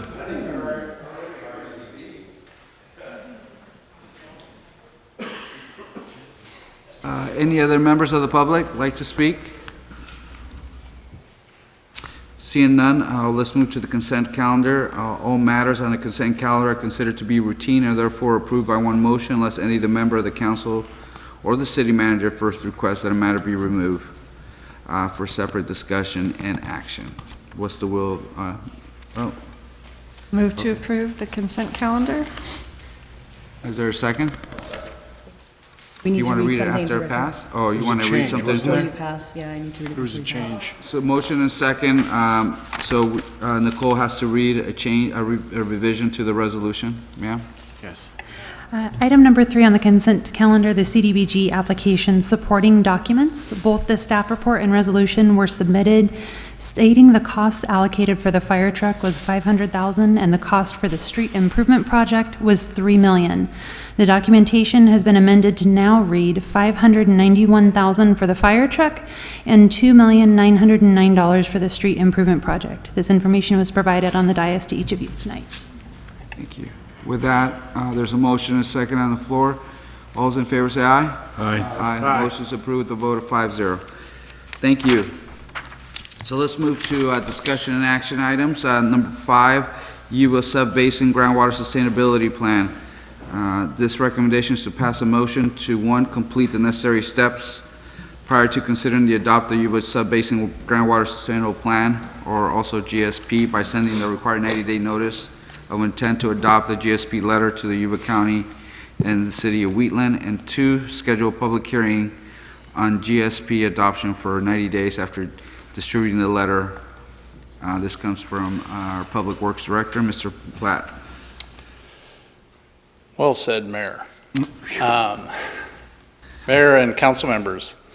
In 2014, the state of California enacted a SIGMA to provide local and regional agencies the authority to manage groundwater sustainability. As 2 of the 127 basins and subbasins identified by the California Department of Water Resources as medium or high priority basins, the North Yuba and South Yuba groundwater subbasin and Yuba basins are subject to SIGMA. SIGMA requires preparation of a groundwater sustainability plan known as GSP for all the high and medium priority basins and subbasins that reach sustainability within 20 years of implementing the GSP. The GSP was formally recommended by adoption by the Yuba GSC via unanimous vote at the November 20th, 2019 GSC meeting. The Yuba Water Agency submitted a notice to adopt letters to the cities and counties within the 2 subbasins, and we'll hold the public hearing on the GSP adoption on January 21st, 2020. As a groundwater sustainability GSA in the North Yuba Subbasin that has participated in the development of a single unified plan for the North and South Yuba Subbasins, the Yuba Subbasin GSP, in cooperation with Yuba Water Agency GSA and the Cordova Irrigation District GSA, all three jurisdictions should formally adopt the GSP and submit it to the State Department of Water Resources, DWR, as required under the Sustainability Groundwater Management Act, SGMA.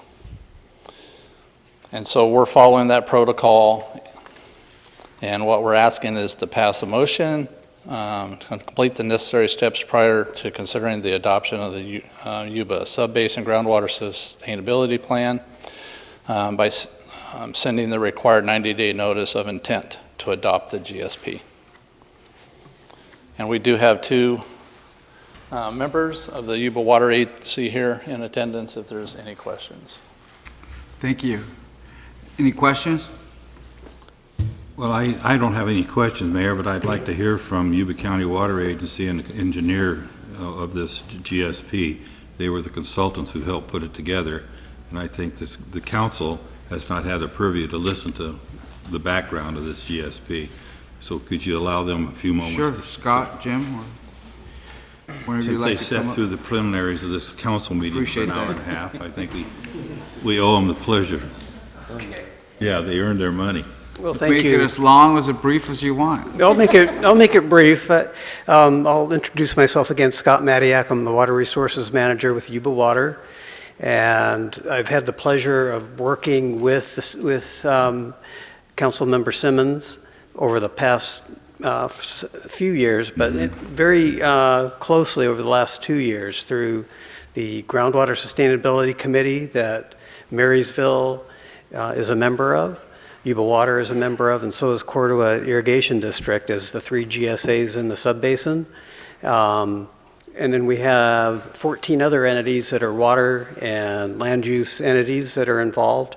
We've met 19 times over 2 years, and at the end, as Craig mentioned, the Groundwater Sustainability Committee unanimously recommended that this plan be adopted by all of the GSAs. And I couldn't be prouder of the effort. It started off a little bit of a rocky start. The state gave us SGMA and kind of said, here, take it and do what you will with it. And I think we've gone from that rocky start to becoming among the first GSPs that will be filed. And one of the advantages to being early is that all 3 of the GSAs will be eligible for grant implementation funding from the state. And unlike some other grant programs, there is a lot of money out there, and we're ready to take that money and implement it to make sure that we take the good situation that we're in now with groundwater and maintain that over the long term so it's there for our kids. So that's what I have from in general. Jim Blanky is our chief hydrogeologist on this project, so I'd like to give him a moment to say a few words if that's all right. Thank you. Yes, absolutely. Sure. So just briefly, you know, it's a pleasure to work on this groundwater sustainability plan for the Yuba subbasins, because this basin does have a history of a very well-managed groundwater system, which is a credit to the agricultural and urban water users of this subbasin as well as the county. So having that background with the Yuba Accord, with the groundwater management plan, with the agricultural water management plan in the basin really gave us that foundation to build this plan. So groundwater management, water management is an ongoing process, requires a lot of data, a lot of information, and a lot of coordination and relationships that this area is lucky to have. And so we're excited to be wrapping up this plan. Appreciate all your work and your expertise. Thank you, sir.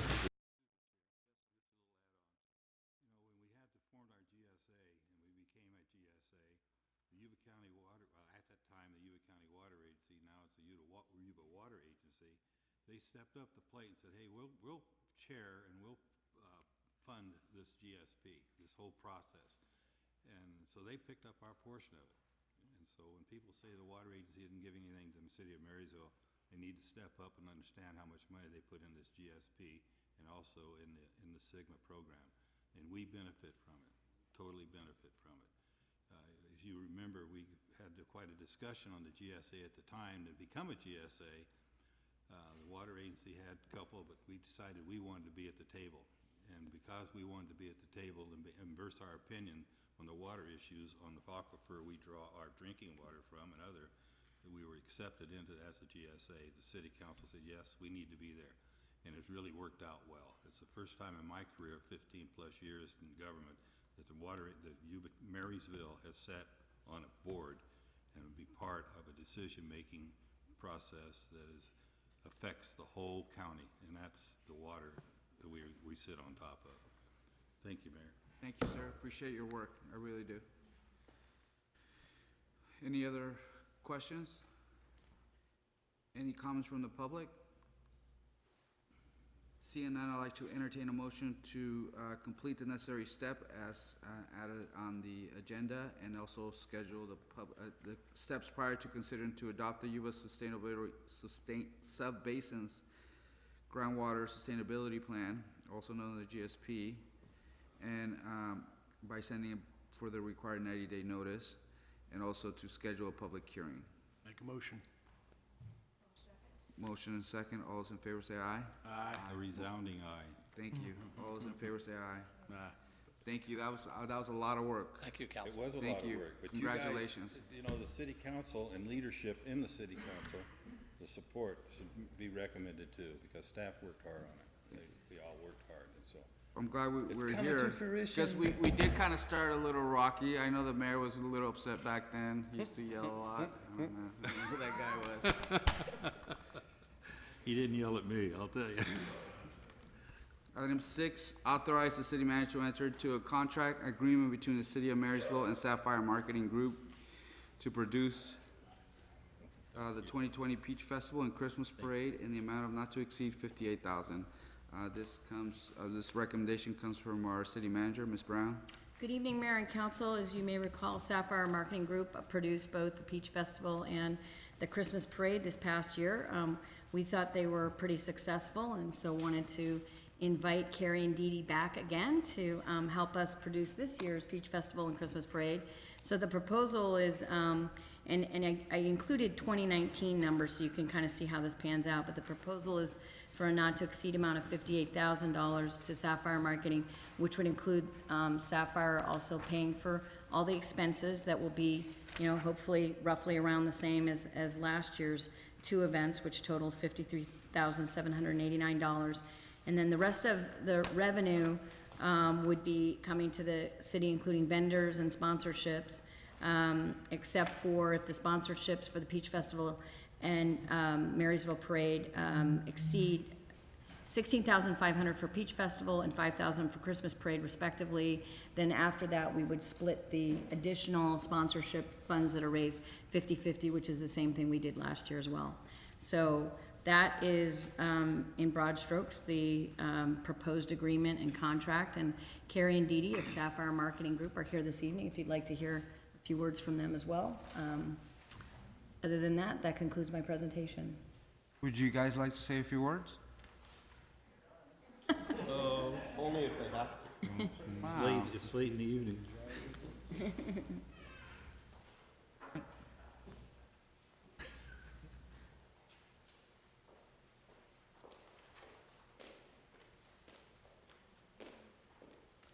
Good evening, Mayor and council members. We really did not prepare anything for this evening. We thought you might have some questions, and we were all ready to answer any questions that you had. What a great experience you guys had putting it together, and right? We did. We really are looking forward to it. They were both really fun events. Except for the us to rain. do. That was unfortunate. One of the changes I will say that Dee Dee looked into for this year is an online registration for vendors where they do their registration form online. They check all the boxes to make sure that they've submitted their insurance, and they can't complete the process until they do that and pay online.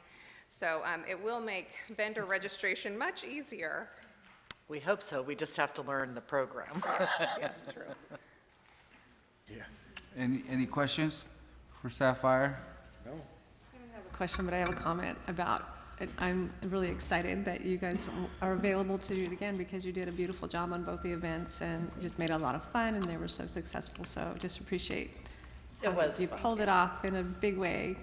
Yeah, thank you. Good. Thank you. So keep the rain away. Go ahead, sir. Question through the chair.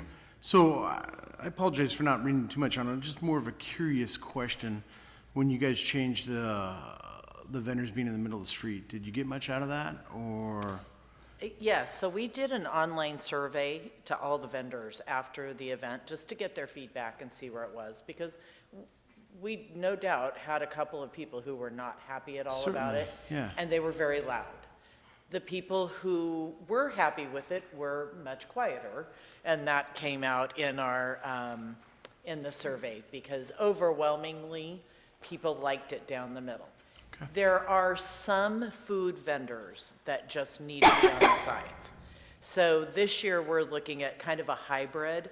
We're still going to have the majority of them down the center, but on the corners or somewhere, we'll still have some against the streets so that they can be safe. Awesome. Because, you know, some of them had fryers and, you know, heat problems. So at the last minute, we were jockeying them into another place and, you know, we made it all work, but it definitely is something we'll be much better prepared for this year. Did you guys get any feedback from the downtown businesses or anything of that sort? Yes, so when we did the survey, we sent it out to 3 groups: food vendors, craft vendors, and downtown Marysville merchants. They were all very happy. Great, awesome, Yes, thank you, all appreciate very that. happy. And we had stayed in contact with them even before the event, so they felt pretty included, I think, for the most part.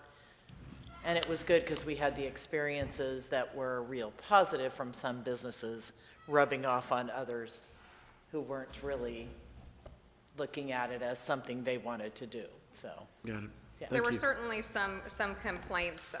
There was one business in particular, I won't name names, but that was very unhappy about how we had the event laid out in front of their business, because we didn't really put a lot of vendors on the numbered streets, just down D Street. So they wanted us to bring vendors all the way down in front of their business to draw foot traffic down there, and when that didn't happen, they were upset about it. So I mean, there's the good with the bad, but I think we mitigated and handled all of the situations. The police department was a big help in that as well. But if I might add, that same business was also closed the entire time. So, let's just throw that in there. I might add, right? Yes. Well, thank you very much, appreciate that. Thank you. Any other questions? Thank you for the We hard need a work. motion? Yes, we do need a motion, but I want to give the public an opportunity if they have any comments. I know none of you know me. Stuart Gilchrist, 101 C Street, and they did a fantastic job setting the vendors down the center of the street, allowed all of our business owners to have their businesses in full view from all of our guests. It was fantastic. Moving the food stations off of the street would be an ideal opportunity for us to put out bistro tables and chairs, just a thought. So I'm watching them. They've done a great job. Thank you.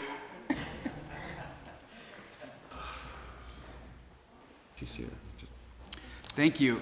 Seeing any other comments or no comments from the public, I'd like to entertain a motion to authorize the city manager to enter into a contract agreement between the city of Marysville and Sapphire Marketing Group to produce both the 2020 Peach Festival and the Christmas Parade in the amount not to exceed $58,000.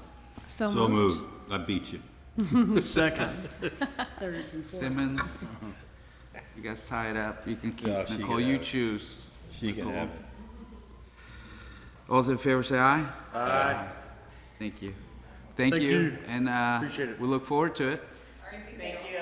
I'd just like to make one comment that I thought the music they provided was just unreal. I was going to say something about that. Boy, is that a conflict of interest. But it was good.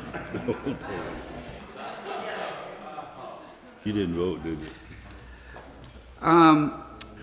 Item 7, we have Beal Military Liaison Council membership. The recommendation is to pass a motion to join the Beal Military Liaison Council, also known as BMLC, at the 2,500 business sponsor level. Ms. Brown? Yes, Mayor and Council, I'm going to hand this over to the mayor pretty quickly, but I just wanted to point out this was an item that was initiated by Mayor Samayoa to join BMLC at the 2,500 business support level and really support their activities and help the city to be more involved in their activities. So with that, Mayor? Well, thank you. I think for me, and I'm going to ask, I know the chair is here, Ms. Knoll is here, and if you'd like to come up, maybe kind of provide some guidance and exactly let us know. I don't want to speak on your behalf. I'd rather have you kind of let us know what advocacy and all the work that you guys are doing out there for us in our community. I can So tell I'd you. like to introduce the chairperson, Ms. Janice Knoll, to come up. She's probably not prepared either. I know. She's prepared. Thank you, Mr. Mayor, council members. Thank you for the consideration of the request to join BMLC. We have been here since 1985. I know Councilmember Simmons is quite aware of the history and the engagement and involvement that we have with Beal. My passion is, of course, the airmen and their families. And what BMLC is, we are a 501c3 nonprofit organization.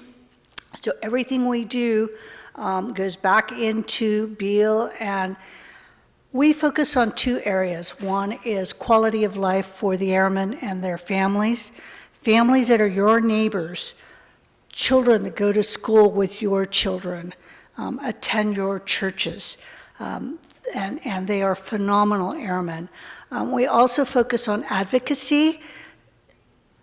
Beal, since 2018, generates $627 million annually.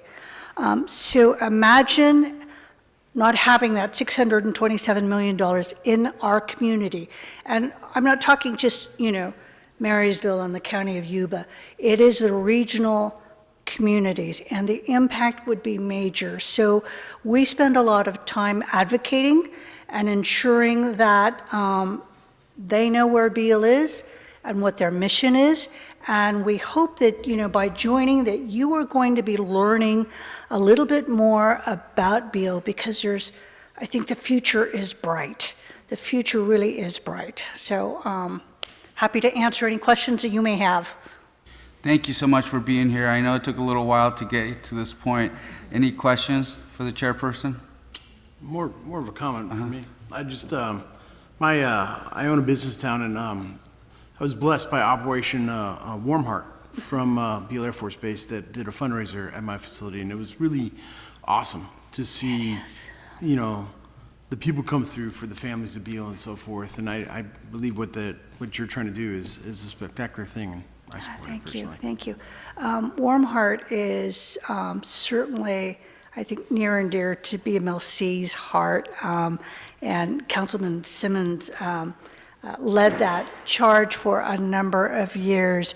Unfortunately, the airmen too often at the end of their paycheck have nothing to spill over. They end up short on food, an emergency, a dead battery. Those kind of things can put them behind. And so, support like Warm Heart or the Chiefs Group or a lot of different things that they engage in make that difference. It's amazing. So again, thank you. But don't forget, Janice, the BMLC golf tournament and how much money that generates for Beal. Yes. I think you need to take some credit for that, because she's the driving force behind that. But would you like to share that with us a little bit? Because if we become a member, we can play. That's right, that's You know, right. a We- watch. There you go. But again, we do a lot of advocating. I go back to DC and to Virginia. Hope to pull some of you out so you can become familiar with the issues as well. Last year, we led a regional group back east, and I think their eyes opened up as to some of the challenges that we have. Thank you, Janet. Thank you. Thank you. I think for me, it really is part of this, as we continue moving forward to our efforts in economic development, assuring that BO personnel understand that we are their backyard and we're their home, and they should consider us their home as they're moving from maybe other parts of the country, that they see Marysville as a partner. And so this is kind of a part of that we're part of this liaison that advocates for them, and they can see that we are truly our partners. And secondary, I think there's also opportunities to discuss to the private sector that are dealing, the high-tech companies that are working out at Beale Air Force Base that may be looking for a headquarters. Instead of being in Sacramento or Roseville, they can be 20 minutes away to the base and headquarters their companies here. So I think the more opportunities, the more we're at the table, the more relationships we build and make those connections, then they can see Marysville as being that option to live here and maybe even invest in some of the companies that are doing already a lot of business in Beale Air Force Base, whether it's Kodak or whatever their high-tech companies are out there, to look at as a place for a headquarters. So if there's no further comments, I'd like to invite the public if they have any comments on this item. Seeing none, I'd like to entertain a motion to approve us joining BMLC at the $2,500 business support level. So I make moved. motion. Second. Motion by Mr. Simmons, second by Mr. Hudson. All those in favor say aye. Aye. Motion is approved with a vote of 5-0. Thank you so much for being here. Oh, Mayor, we would have been in there a lot sooner if we'd had the money. Exactly. Awesome. Committee reports? Jesus. Yes. I just want to comment on sitting in on my first, what's the correct term? I think it's Bi-County Homeless Committee. Bi-County We'll call it that. Homeless, which Chris came in and snuck out on. You were only there 5 minutes, weren't you? I had a very important meeting with the city manager and other city. Okay. Anyway, it was my first time participating in that. They were trying to combine their efforts with the homeless consortium, which sounded very positive. But I was extremely surprised about how many services there are out there already. It was unbelievable how many services there are for the homeless. It was very interesting. I was glad I was able to sit in on it. I think there's 218 agencies involved in that. I'm not kidding. Any other committee reports? I do want to mention that the city sponsored me to go to San Diego with SACOG Thursday and Friday.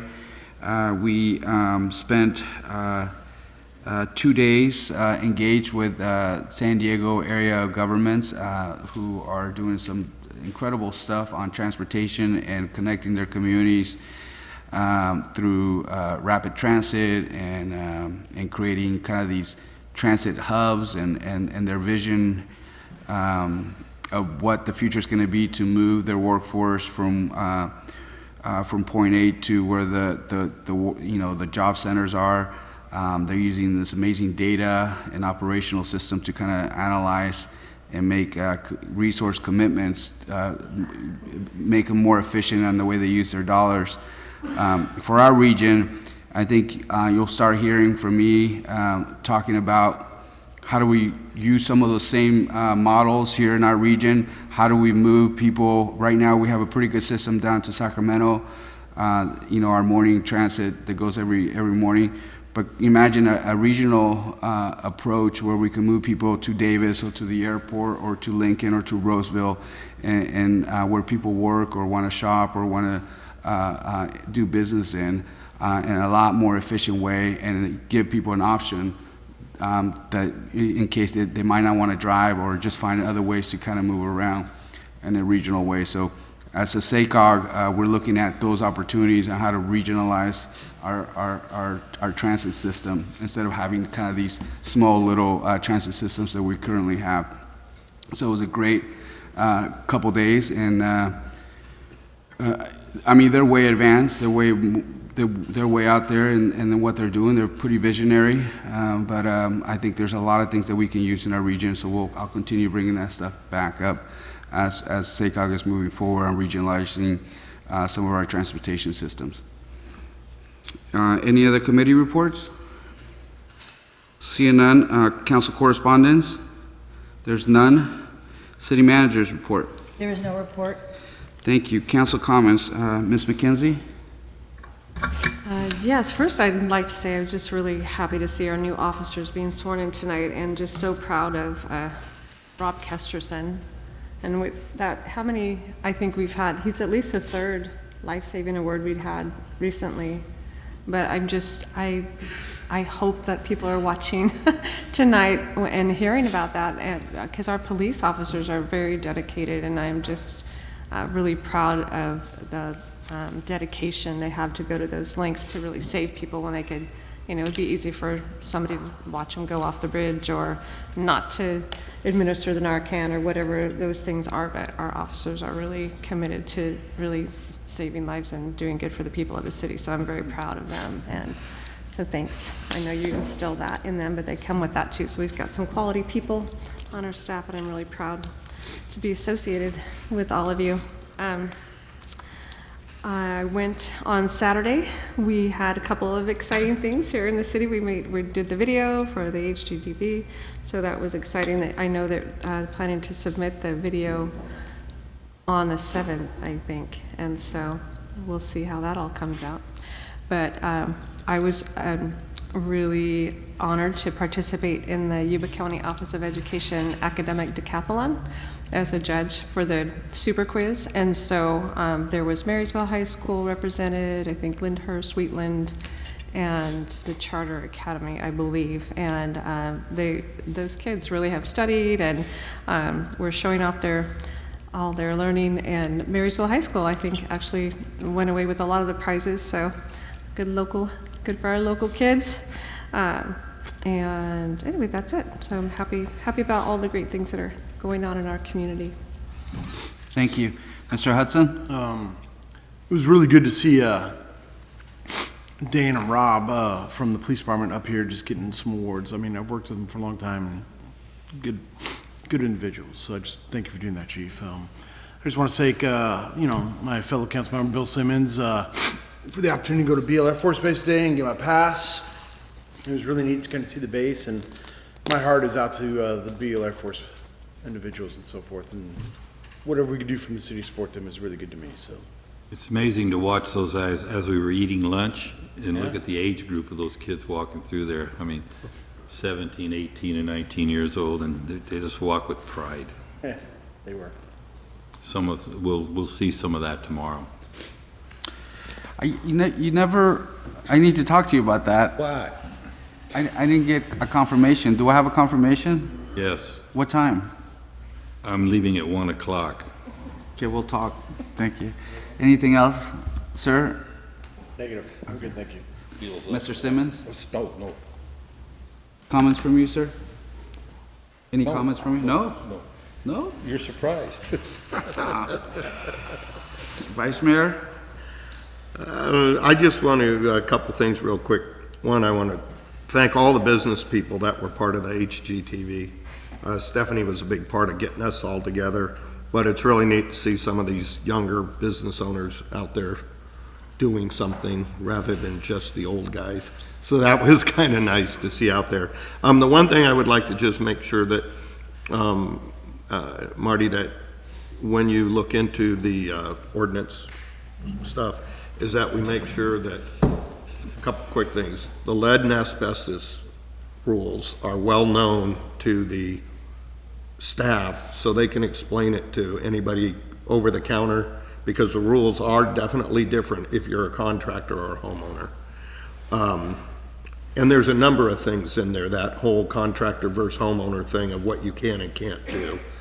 And then secondly or thirdly, however you want to count that, I think it's really important to look into the insurance part, where it's been asking, it was asking $1 million, $3 million, which almost everybody's policy that I know is $1 million, $2 million, which is kind of standard requirement in California, unless you're on certain specific.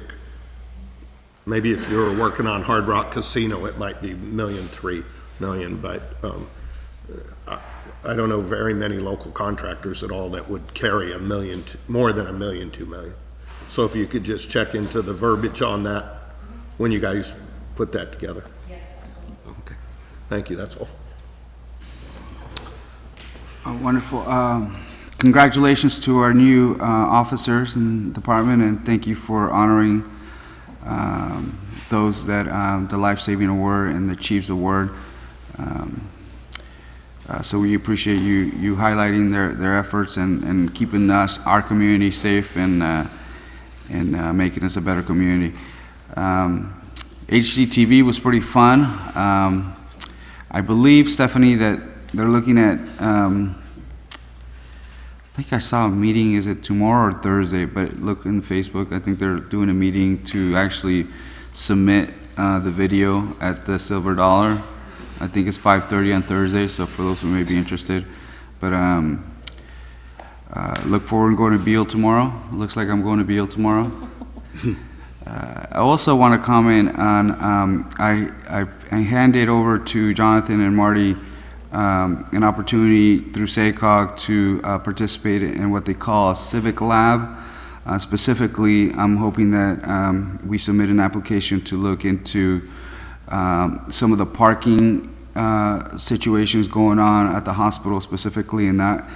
I know that we have a parking master plan that we're working on, but I'm hoping that the civic lab can be used as a testing, to test some pilot programs that hopefully can support some other options for people to be able to get to the hospital, whether they're working there or they're visiting there, or they're patients there, finding alternate means for folks to get there. So the Civic Lab is an opportunity to do some pilot programs that doesn't cost a lot of money, and that we can get the money from SACOG and then kind of analyze the information that maybe we can have a kind of a long-term solution for it. So the Civic Lab is a great opportunity to kind of test some things that might work on those issues. We know that right now that the workforce there is putting a lot of pressure on our neighborhoods and other businesses surrounding it. I guess what I'm interested in is not having the only solution to be a new parking lot. I don't feel like a new parking lot is necessarily the entire solution, that hopefully we can find other ways that we can promote alternative ways to get there. With that, let's see, we're moving to closed session for our city attorney related to a case 218-02765, possible settlement. Reconvene to our open session.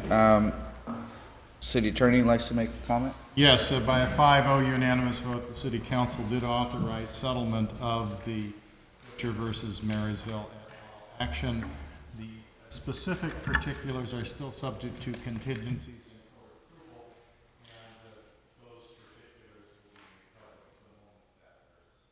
Thank you. With that, I'd like to adjourn to our next scheduled meeting.